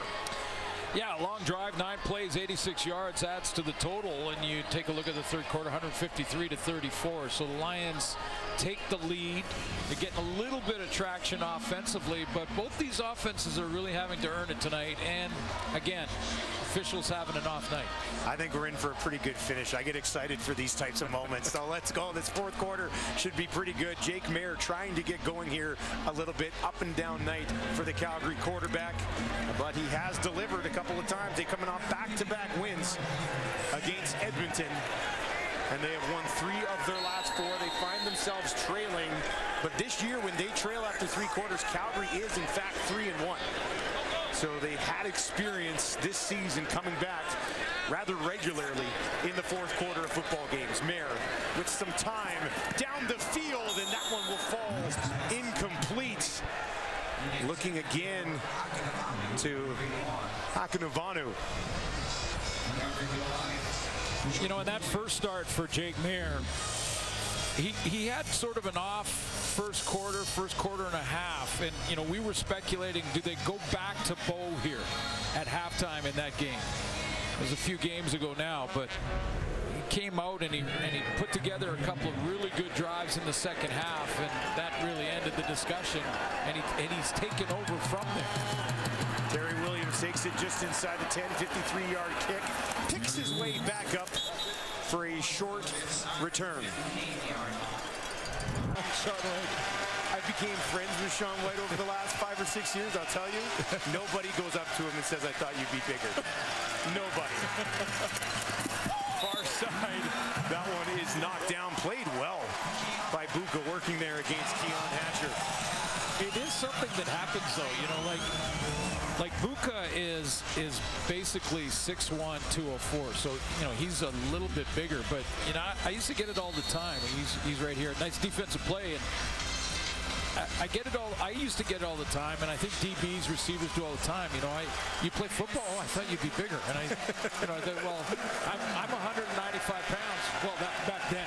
Now it's different, but you know, and I was one of the biggest guys. Adams down the field, and nobody there. Burnham was down the sideline, and they'll probably have a little discussion here, maybe a little miscommunication. Well, I'm wondering if they're wanting a challenge. I mean, you know, Vernon Adams, like Brian Burnham, they're talking. Take a look. Burnham's #1 receiver out here near the rail here, and does he get contacted by Ruffin?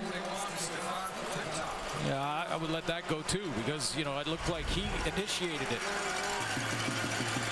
Flintoff looking for a big boot here. Well, it might be a challenge. And they are going to challenge just in the nick of time. So we'll give another look at this. You know, it's a big play if you win it, because you're backed up deep in your own, inside your own 20 if you're the BC Lions. And BC is challenging the ruling on the field.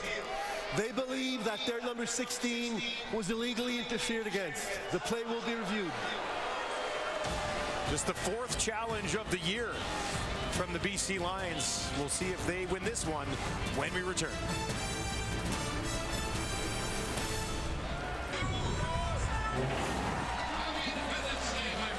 Command Center's taking another look at this. Like they both kind of geared down. Upon further review, the ruling on the field stands. BC loses their timeout. It's 3rd down. They do not have any more timeouts. Tough one to use it on. Well, yeah, but you know, I feel for the coaches in this game in particular, because some of the other calls that have been made, I can see why Rick Campbell thought, you know, I might be able to win this the way it's been going. Flintoff boots it again. Logan takes it after a 52-yard kick. And it's stopped right in his tracks. Purifoy leading the way downfield for the Lions. Every team should have a Luchez Purifoy. Every team needs a Purifoy. You can play him anywhere. You play him anywhere you want. I bet you could play him at slot back, maybe tailback. Like Kadeem, I'm not sure if he'll be Kadeem Carey at tailback, but you could play him back there and he'd figure it out. He, you know, again, some real athletic runs from Kadeem Carey. What I like the most about Carey is that he can attack you either way. Yeah. Like, he's not afraid of the contact. He's going to put his shoulder down, go right at you. But he's also very elusive when you can get him the ball out of the backfield. Second catch of the game for Malik Henry, who's been outside of a 77-yard touchdown, essentially non-existent in his offense. Yeah, Kadeem Carey, 9 games. He played. This is his 10th game. This is their 13th as a team, but his 10th, and leading the league with that sort of dual threat approach. 3rd year with the Calgary Stampeders, and clearly they've got a good one here. He'll trot over to the right of his quarterback, 4 receivers, wide side left for Jake Mayer. Has Carey out to his right, little jump pass over the middle. And that's right at the 1st down marker as he gets it to Reggie Beggleton, who's really cranked it up here in the second half of the season. Yeah, that's right at the marker, isn't it? I mean, taking a look, the officials are the ones that would. Well, now the official picked the ball up.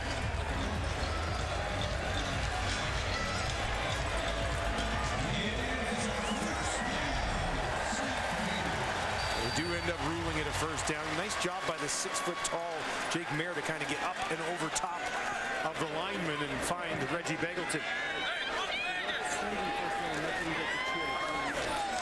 Fresh set here from the BC 47. Calgary down 7.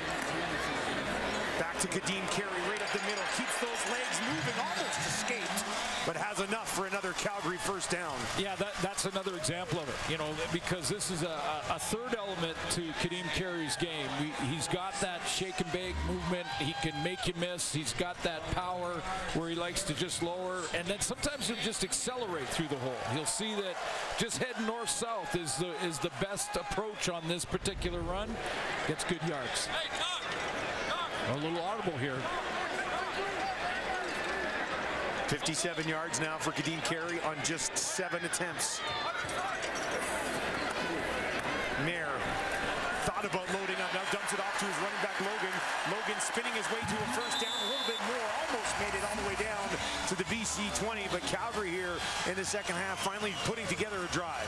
Yeah, Ben Hladek figured out the difference. Like, Kadeem Carey brings what we just talked about to the table, and then you get Peyton Logan out there, and it's a little different beast. It's a little bit tougher to try and pick up this tackle. 14-yard gain for number 20.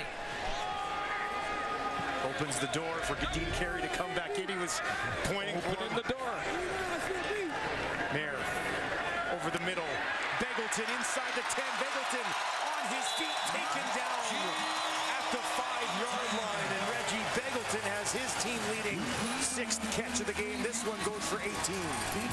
Ben Hladek is the tailback presence is affecting now the defense for BC because the middle linebacker leaves the middle, and that's where Beggleton ends up going because he's covering Kadeem Carey. First trip inside the red zone today for the Stampeders, and Kadeem Carey has nowhere to go on this one. Manny Rugamba there to stop him before he does any damage. Yeah, run blitz. It's basically a blitz, but the blitz is designed to stop the run and cancel all the gaps. And the outside C gap was Rugamba's, and it was canceled. Peyton Logan checks back into the ball game. Little scat back lining up there next to Jake Mayer. 3 options out to his right. Some pressure coming. Throws it to the end zone, and that one falls incomplete. Never really a chance there for Malik Henry. Coverage by Gary Peters in coverage. Yeah, some pressure coming from the edge. I think it's Betts again.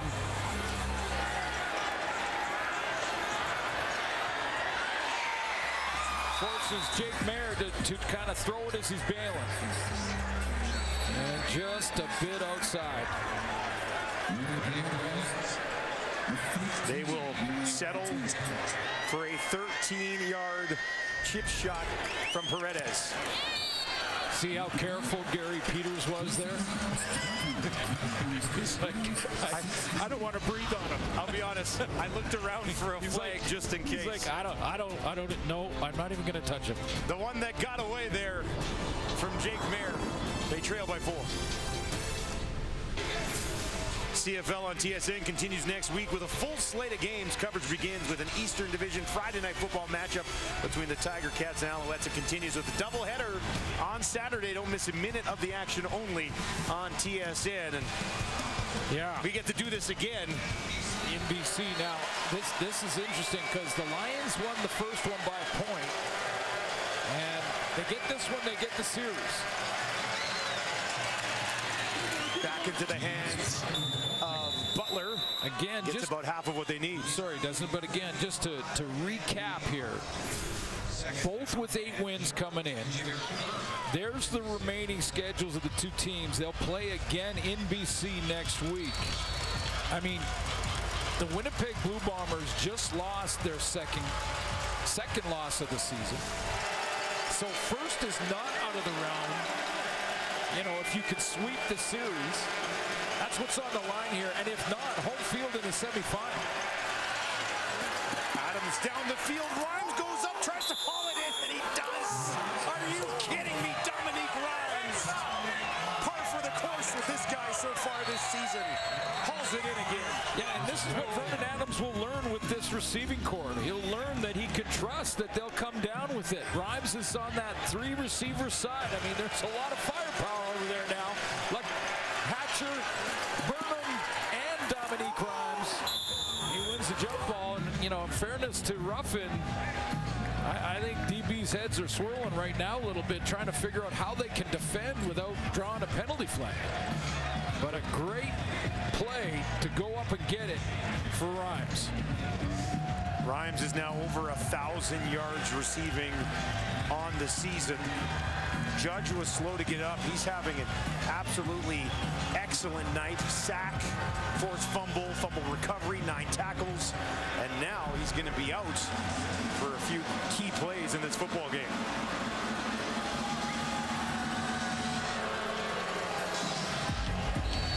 Burnham's at 83 yards. Rhymes is at 91. We talked about nobody in this receiving corps having a 100-yard game since they lost Rourke. And we got a couple of guys sniffing around it tonight.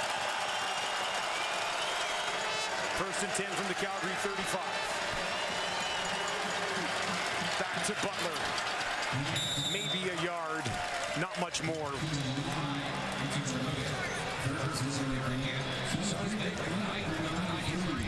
They are within field goal range with a 2nd and 10 from the Calgary 35. Substitution there. David Mackey, the fullback on that first down, was in. He left, and Keon Hatcher comes out. Get the full complement of receivers.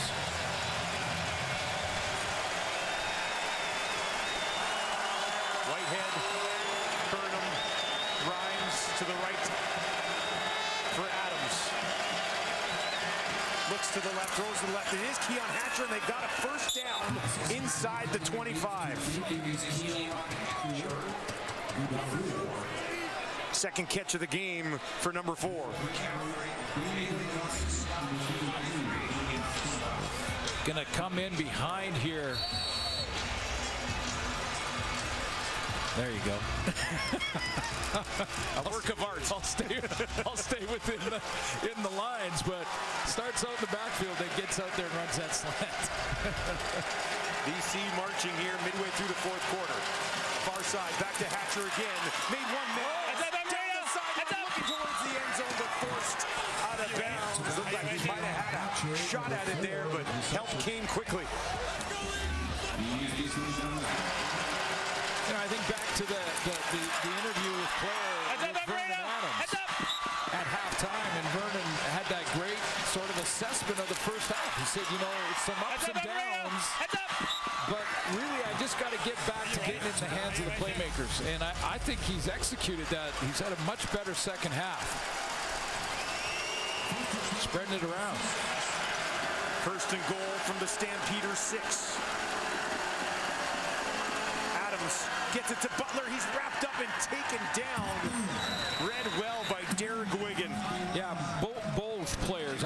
It looked like it was Sean Lemon and Wigan both working together. Lemon had to take the quarterback in Vernon Adams, and he's going to step up to take Adams here, and then from the inside. Calgary just called timeout, but from the inside, that's where Wiggins shot through to make sure he got to James Butler. It was just well played. Great tandem between the two defensive linemen. Calgary making some personnel switches on that timeout. Adams will reload here. 23 of 29, 266 yards passing. No touchdowns, no interceptions.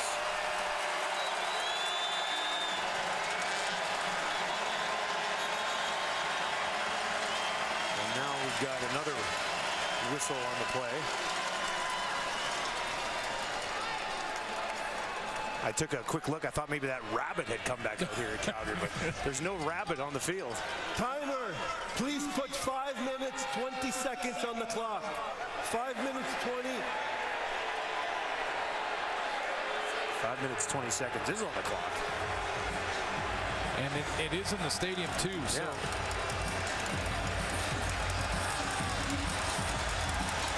Well, the lines will reset and go again here. Second and goal from the Calgary 7. Crowd here at McMahon, some of them on their feet. Trying to get behind this defense for a big stop on second down. Adams, near side, incomplete, was looking for Lucky Whitehead just inside the end zone. Whitehead saying his jersey was tugged. And it might have been, but there's nothing Rick Campbell can do about it. He used his challenge and didn't get it, lost his timeout, so he can't challenge whether or not there was a grab over there. Lucky Whitehead's by himself. Well, no, he's not by himself. He's got Burnham with him on that side, but he's down at the bottom of your screen. And yeah, I didn't see much there from Deontay Ruffin when I watched it live. But there's nothing that Rick Campbell can do about it anyway. Sean White out for a 14-yard attempt. And that one never in doubt. And BC will settle for once again taking a 7-point lead. Maybe a missed opportunity here to get a little more breathing room, though, as Vernon Adams misses Lucky Whitehead. Well, a beautiful night here in Calgary at McMahon Stadium, and it's setting up for a pretty thrilling finish. 23-16, the Lions lead. Jake Mayer gets the ball back with 4:55 to play. And this is perfect football weather. It's just not great weekend weather for us, both in Regina and here in Calgary. Near side and quick completion to Malik Henry, which puts them in a second and manageable. Yeah, you know, a pretty average kind of night for Jake Mayer can turn around right here. Yep. You know, with a long drive and tie the score. And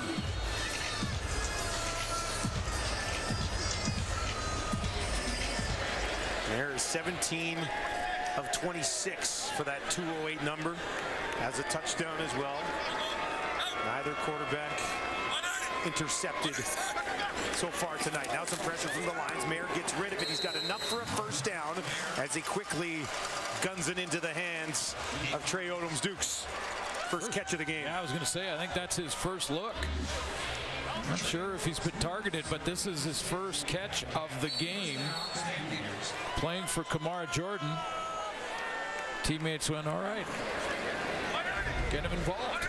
3 catches in his debut last week. Now wide open. This is Henry, and that's a guy with a lot of speed. Henry tripped up at the 40. He was surprised by how wide open he was when he turned around to look upfield.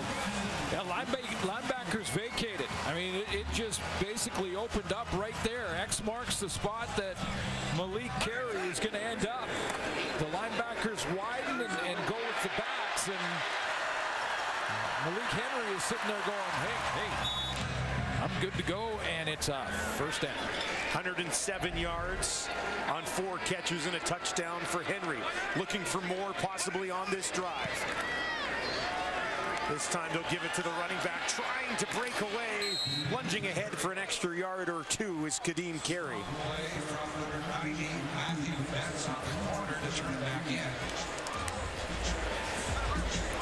The clock ticks down. Calgary, one thing on their mind, and that is tying this football game. Considering the way they played that last game, they were up 20-3 early in that game. Rourke fought back. It was a thrilling finish and a little bit of a different game here tonight, but the finish could still be just as exciting. Mayer, far side of the field, drops it in there, but it falls incomplete. He was going back to Dukes again. And he is slow to get up on that far sideline. And that will bring up third down as we hit the 3-minute warning.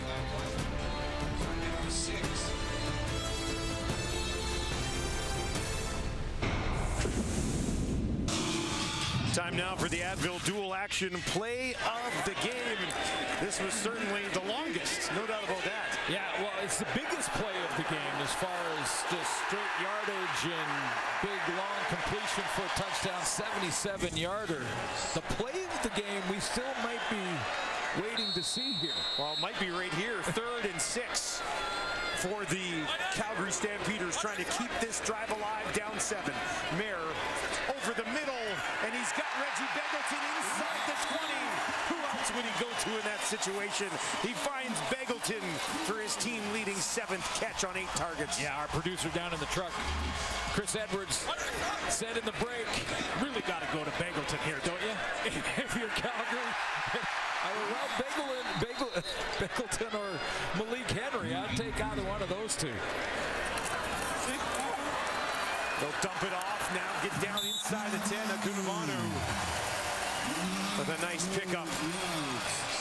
That 3rd down pass to Begelton, huge here with just over 2 minutes left. Little signal from Jake Mayer to the bench to make sure Dave Dickinson understands that they just need 1 yard to get a new set of downs.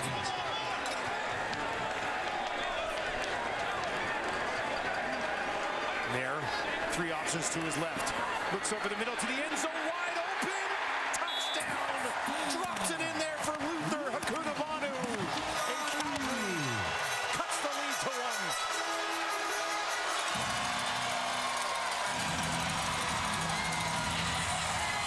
Straight bust in the back end for the BC Lions. They leave Akunavanu wide open back there, but an excellent block by Kadeem Carey on the blitz off the edge from Emmanuel Rukamba.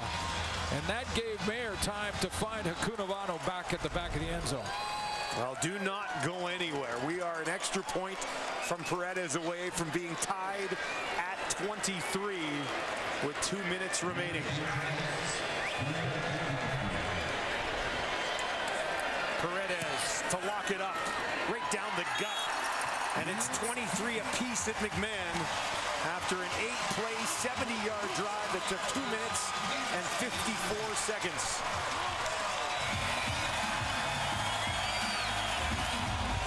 That's why you run combination routes. And the combination, the idea is that you can draw attention. You can fool the defensive back, so hold it right here. So now both guys jump Begelton, and Akunavanu in behind is wide open because of it. Purefoy thought there was going to be a switch there. Mojay's thought he was going to lock on his own man. The communication wasn't good enough. Akunavanu says, I'll take it. Jake Mayer up to 268 yards now and a couple of touchdowns, which is right in that range of what his numbers have been since taking over for Bo Levi Mitchell. And now Vernon Adams Jr. has the stage set to prove he belongs in this BC Lions offense. Not only is there time for Vernon Adams, but there's time for Calgary to get a 2-and-out stop. That's true. And get the ball back. This is booted away. It's a deep one. Backpedaling all the way to the end zone is Williams. Quick burst will get him outside the 20, but he's wrapped up and taken down there. That was a hit.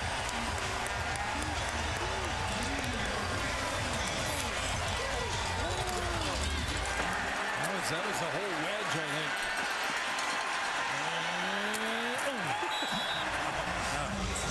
Man, the life of a returner, eh? I'm going to run as fast as I can into these other guys who are running as fast as they can towards me. Yeah, like you said last night, that's gross. What a way to earn a living. 1st and 10, they start on their own 22. Adams in trouble, and he will be taken down. Calgary's defense steps up. Yeah, it was a great stunt. Mike Rose gets involved. It looked like it was Rose working with Lemon.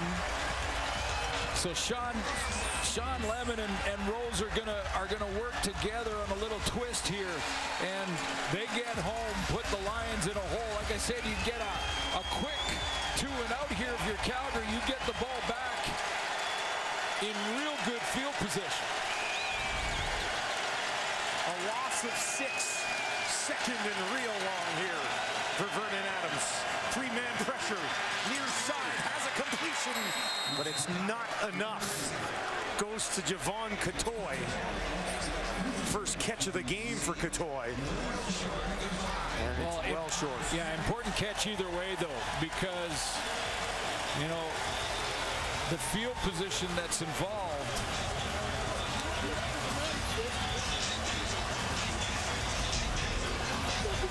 gives the Lions defense a chance to get a stop before field goal range. We might have overtime looming. See what Jake Mayer's got. Flintoff lets it fly. Moxie takes it. And he'll just get it back to his own 50. And a lot of time. Tons. And not that far to go, really, when you've got Paredes kicking around here. Yeah, 15 yards. Yeah. 15 yards. Remember what they did before the half? It was check down, Kadeem Carey. Check down, Kadeem Carey. They covered in man-to-man Carey, and Mayer went to Begelton. But they went down the field in about 40 seconds, right? Exactly. It was a chip shot when it was all said and done for Paredes. Paredes is 3 for 3 so far tonight. And the question is, what does Ryan Phillips do, knowing that the defensive coordinator for the Lions now has got to think, okay, if we don't cover man-to-man on Kadeem Carey, Mayer knows he's got plenty of time to just dump it to him, get chunks of 8 to get in Paredes field goal range. You got to have somebody on him. So you got to hug up on the backs. That means it's one-on-one for Malik Henry or Reggie Begelton or any one of the receivers in the core for the Calgary Stampeders. So there's the chess match that's going on between DC and OC. Injured Stampeder down on the field. Josiah Shackle, former University of Alberta Golden Bear, getting looked at. Henry's got 107 yards. Begelton with 61 as well. Tall task to shut those guys down right now.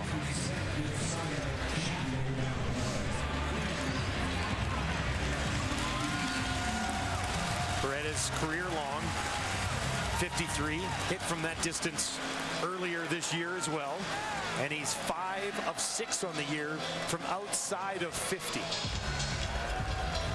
I appreciate a good field goal distance watch. You know, late in the game, I get pretty excited about that. I hear you. First and 10 on the 51 for Jake Mayer, looking to put together a game winner here. He's going to look down the field for a big chunk, and it falls incomplete, but there's a flag at the 40 on the far side. Begelton turned around. Illegal contact on the receiver. BC number 33. It's a 10-yard penalty. It's a first down for Calgary.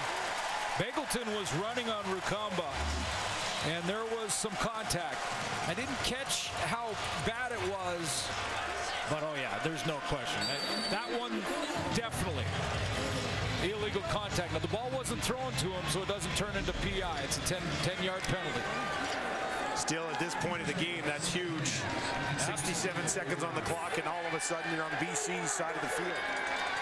Working from the 49. Kadeem Carey wrapped up after a pickup of about 2 or 3 yards, driven back by Williams and Rugamba.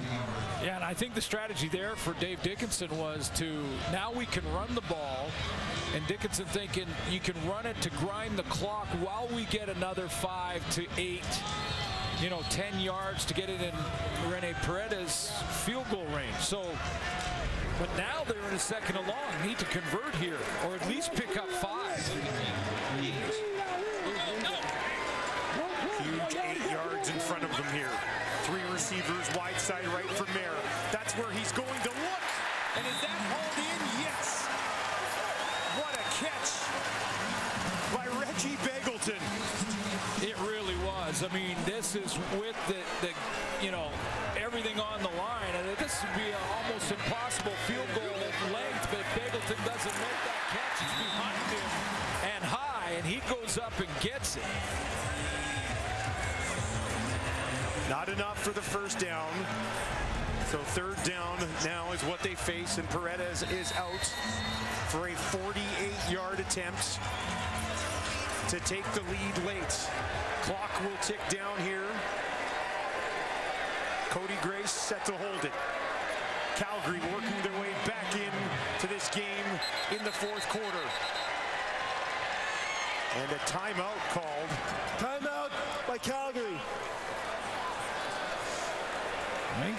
Dave Dickinson realized that the play clock was down to 2 or 3 seconds and didn't want to back this up. Yeah, you get a 5-yard penalty now and putting tons of pressure on Rene Paredes, but little bit of a side wind, I would say, sort of right to left by the looks of the back of them at the flag. Yeah, the flags at the goalpost. As we said, Paredes has hit from 53 this season. This will be a 48-yard attempt, with the clock sitting at 23.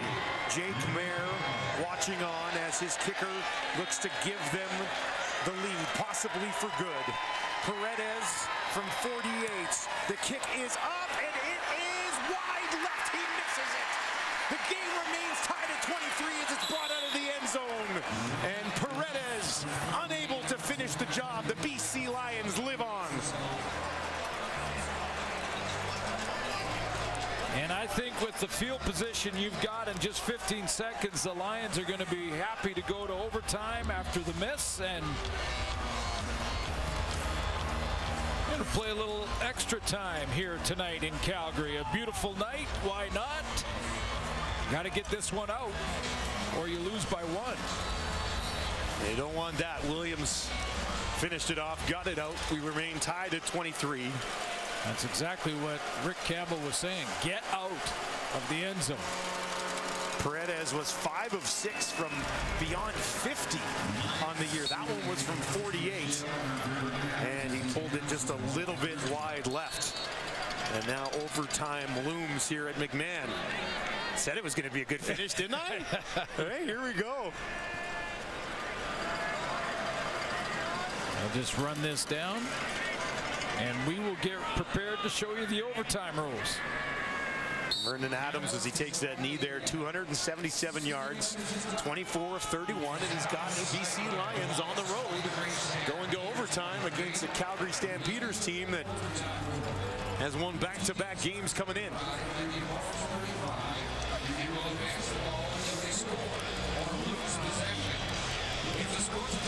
Let's take a look at that field goal attempt by Paredes. Again, a little bit of a side wind. It didn't look like he hit it real clean. Hold is good. Oh, he knew it right away. He knew it as it was in flight. He saw it pulling a little bit to the left. Jake Mayer's going, okay. Got a little more work to do. Vernon Adams. He knows how good Paredes is. Yeah. So Vernon Adams was like, come on. We're going to OT.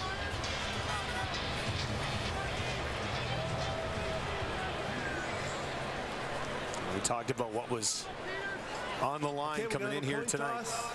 Same coin. Calgary Stampeder logo is tails.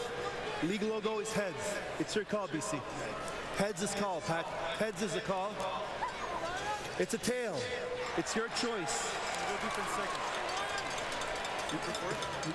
You can choose offense, defense. You're choosing defense now? Okay. You're on offense. You get to choose your side. You're playing over there. First down, BC going that way. We are locked and loaded, ready to go. Let's take a look at these overtime rules, Glenn. Yeah, so you're basically playing from the 35-yard line going in. If you score, you have to go for a 2-point convert, and the second team, in this case, it'll be Calgary with the ball second. They'll have to match or beat the score that the Lions get in this first try, or we do it all again at the other end. We go twice. If it's still a tie at the end of both of those, it stays a tie. Each get a point, and nothing gets solved here tonight. But you notice Calgary won the toss and elected to go defense first, so they know what they're dealing with. Mini game number 1. Here we go. 4 receivers, wide side right, pressure from Calgary. Adams is going to roll to the right. Now he's going to throw to the right, and he's got a completion to Burnham inside the 20. And he will push ahead, and a nice play call from the BC Lions to start overtime. Yeah, I like moving the launch point, most importantly, getting Vernon Adams out on the edge. They got some blocking outside to help on any containment, and that gave Adams some time to find his number one guy in Burnham. 100 yards on the game for Brian Burnham. BC works inside the red zone from the Calgary 18. 2 to the right, 2 to the left. They'll hand it off to Butler. He's got some room right up the middle, looking to the end zone. He's in! Touchdown BC! An 18-yard scamper in overtime from James Butler, his second touchdown of the game. So now the Lions have got to go for a 2-point convert, which adds a little bit more strategy to the entire process because they have to go for 2, don't get it. Obviously, they've got a 6-point lead, but then it changes what Calgary knows, though. They've got to score the major now.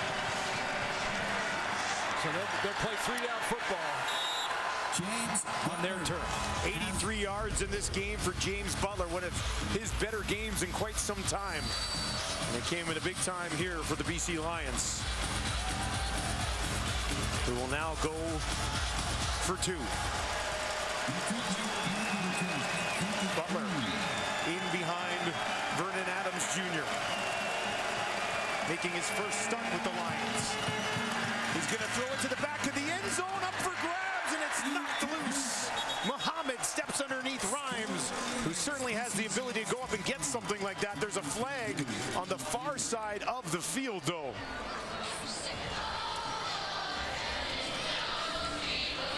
Muhammad is down. They're going to take a look at him quickly.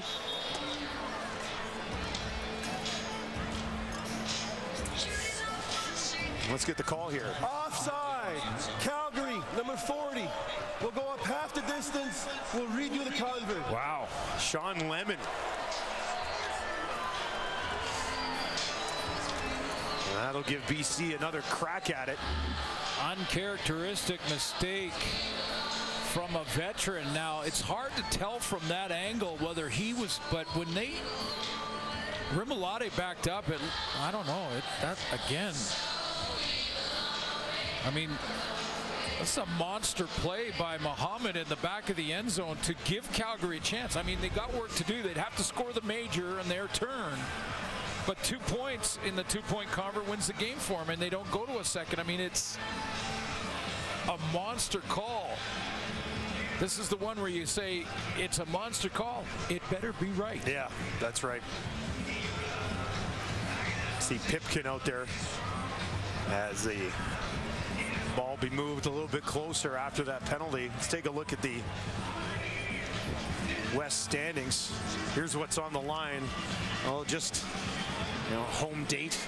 Now, there's still a long way to go, but as of right now, whoever finishes this off tonight will be second in the West. And if the Lions win it, they've got the season series against Calgary. Yep, that's a big one. Well, Muhammad is now just getting up and walking off. One more look at this Butler 18-yard run. Really almost untouched.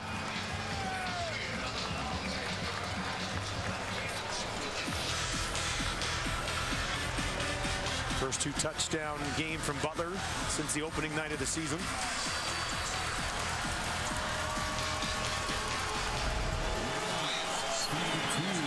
Another crack at it for 2. Pipkin under center.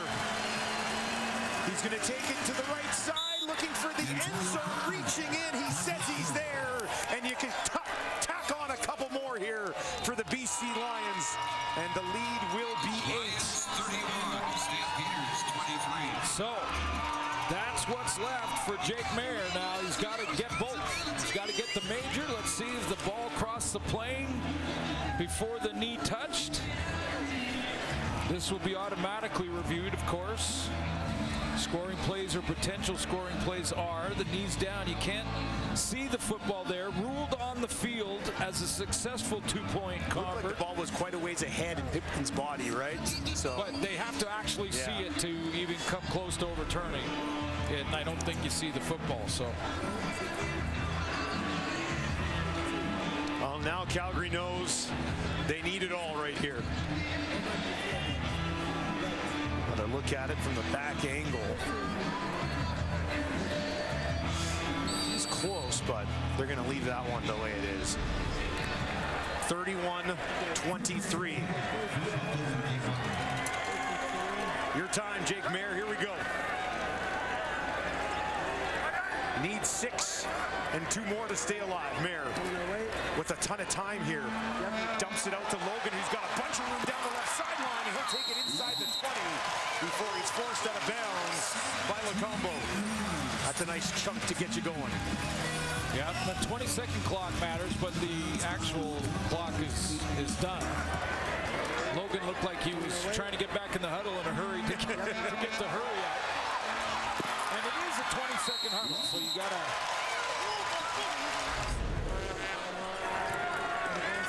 Well, Calgary now on the 18. This is right where BC was when Butler took it in for the first touchdown of overtime. There, waits, far side, and that one falls incomplete. Purifoy there in defense working against Hakunavanu, and that will bring up 2nd and 10. Of course, an interception by the Lions now ends the game. That one bounced. Like one of the Lions out there may have had a shot at it, but Calgary has only lost this season to Winnipeg and BC. And here they are again in overtime, trailing by 8 to the BC Lions. They beat everybody else that they faced. 2nd and 10 for Mayer. 3 receivers over to his left. Steps up. And now he's going to take off. Jake Mayer trying to dive ahead at the 10. He's going to be stopped short. But they're in 3-down territory, obviously, and they'll only need a few more yards here. Exactly, 3-down territory. And that's why when you win the toss, you play defense first. Yep. So now it's 3 yards. They have to make this play. Again, that big, deep breath from Dave Dickinson. A lot of work needed to be done here because they have to get the 2-point convert as well to extend the game. Peyton Logan remains out there. 3rd down. This is it. You got to get 2 yards for the Calgary Stampeders. Jake Mayer looks near side. He's got a completion, and that's enough for a 1st down as he goes to Richie Sindani. Wow. First catch of the game comes in overtime with the game on the line. Talking about putting a little pressure on young Sindani. I mean, he's been around for 4 years, but that's his first action tonight, really, his first catch. And how big was that? Big time spot to be in there for Sindani. And now they get a fresh set, 1st and goal from the BC Lion 4. Mayer, some pressure coming, looks to the back of the end zone. Got him! Hanging on, what a job! It's Philpott who goes and gets it. His 2nd touchdown of the season. And it's a big one. And they've got a chance. Well, he had to go get it. He had to dig to go get it. And this game comes down to 1 2-point convert. And that's why they changed the rule a couple of years ago for this exact scenario. More exciting, more emphasis on that one play, and Philpott had to track that baby down. Again, 2 young Canadian receivers stepping up big. A 3rd down conversion by Sindani. Philpott in the back of the end zone. First catch of the night. 2-point convert away from going to another overtime period. Jake Mayer at 3:01. 3 touchdown passes, but needs a 2-point conversion here, or this game is over. Mayer looks to his right, in a little bit of trouble, throws it to the end zone, incomplete. No flag on the play. The BC Lions defense is going to win them this ball game. 31-29, your final at McMahon. And they're challenging it. Oh boy, the drama cranks up a a notch here in Calgary. Well, I think if you're Dickinson, you're throwing a challenge flag no matter what and trying to find something. I guess. Hurry, find me something. Yeah, Calgary's challenging the ruling on the play. They believe there was pass interference against their player number 84. The play will be reviewed. Right there. A little tug on the hip, maybe? On the way across, do you think? Well, Bagleton got up and gave Dave Dickinson the signal for the challenge flag. Nothing there. Would have been a little bit earlier. In a weird way, it's fitting that tonight's game comes down to a pass interference discussion.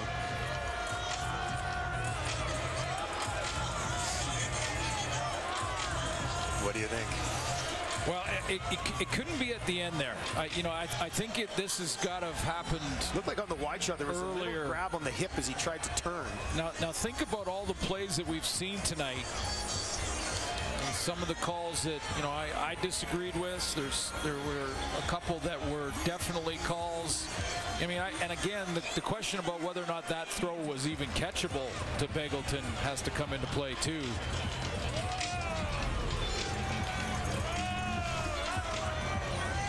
Dickinson watching on, waiting for this ruling. If he wins the challenge, they'll get another crack at it. If he doesn't, Vernon Adams has led the BC Lions to a victory on the road.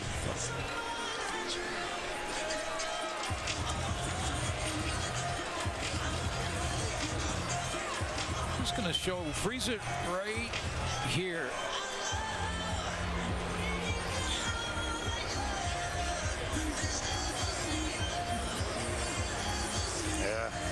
Not much of a tug there. And see what happens is if Bagleton would have had to have turned quite drastically. BC on top by 2. Are they going to win this football game? Let's find out. Upon further review, the ruling on the field stands. There's no pass interference. The game is over. Lions win in overtime. Vernon Adams Jr., 294 yards in the victory, and a big win for the BC Lions. Yeah, big second half for Vernon Adams. He got it in the hands of his playmakers. They did the rest, but this was a well-played football game down to the overtime period. And the BC Lions needed not only the touchdown in overtime, but the two-point convert as well. Got both, and it was the two-point convert that gave them the win. And Vernon Adams gets his first win as a BC Lions starter. For the first time since they lost Nathan Rourke a few weeks back now, the BC Lions have walked away victorious. A little bit of pushing and shoving as the two teams leave the field. Save it for next week, boys. We're going to do it again next Saturday. But the BC Lions here tonight, that gives them 2 victories against the Calgary Stampeders and gives them the season series in what could be a great battle down the stretch for second place in the West as everybody tries to track down the Winnipeg Blue Bombers. But what a game we had here at McMahon. In the end, we needed a little bit more of it because it was just so darn good. BC Lions 31-29. James Butler with 2 touchdowns for the visitors tonight. Jake Mayer, 3 touchdown passes, 301 yards, but it was not enough. Vernon Adams Jr. and the BC Lions on the road, victorious. That's going to do it for us from McMahon. Enjoy the rest of your night. Has dashed 18 yards.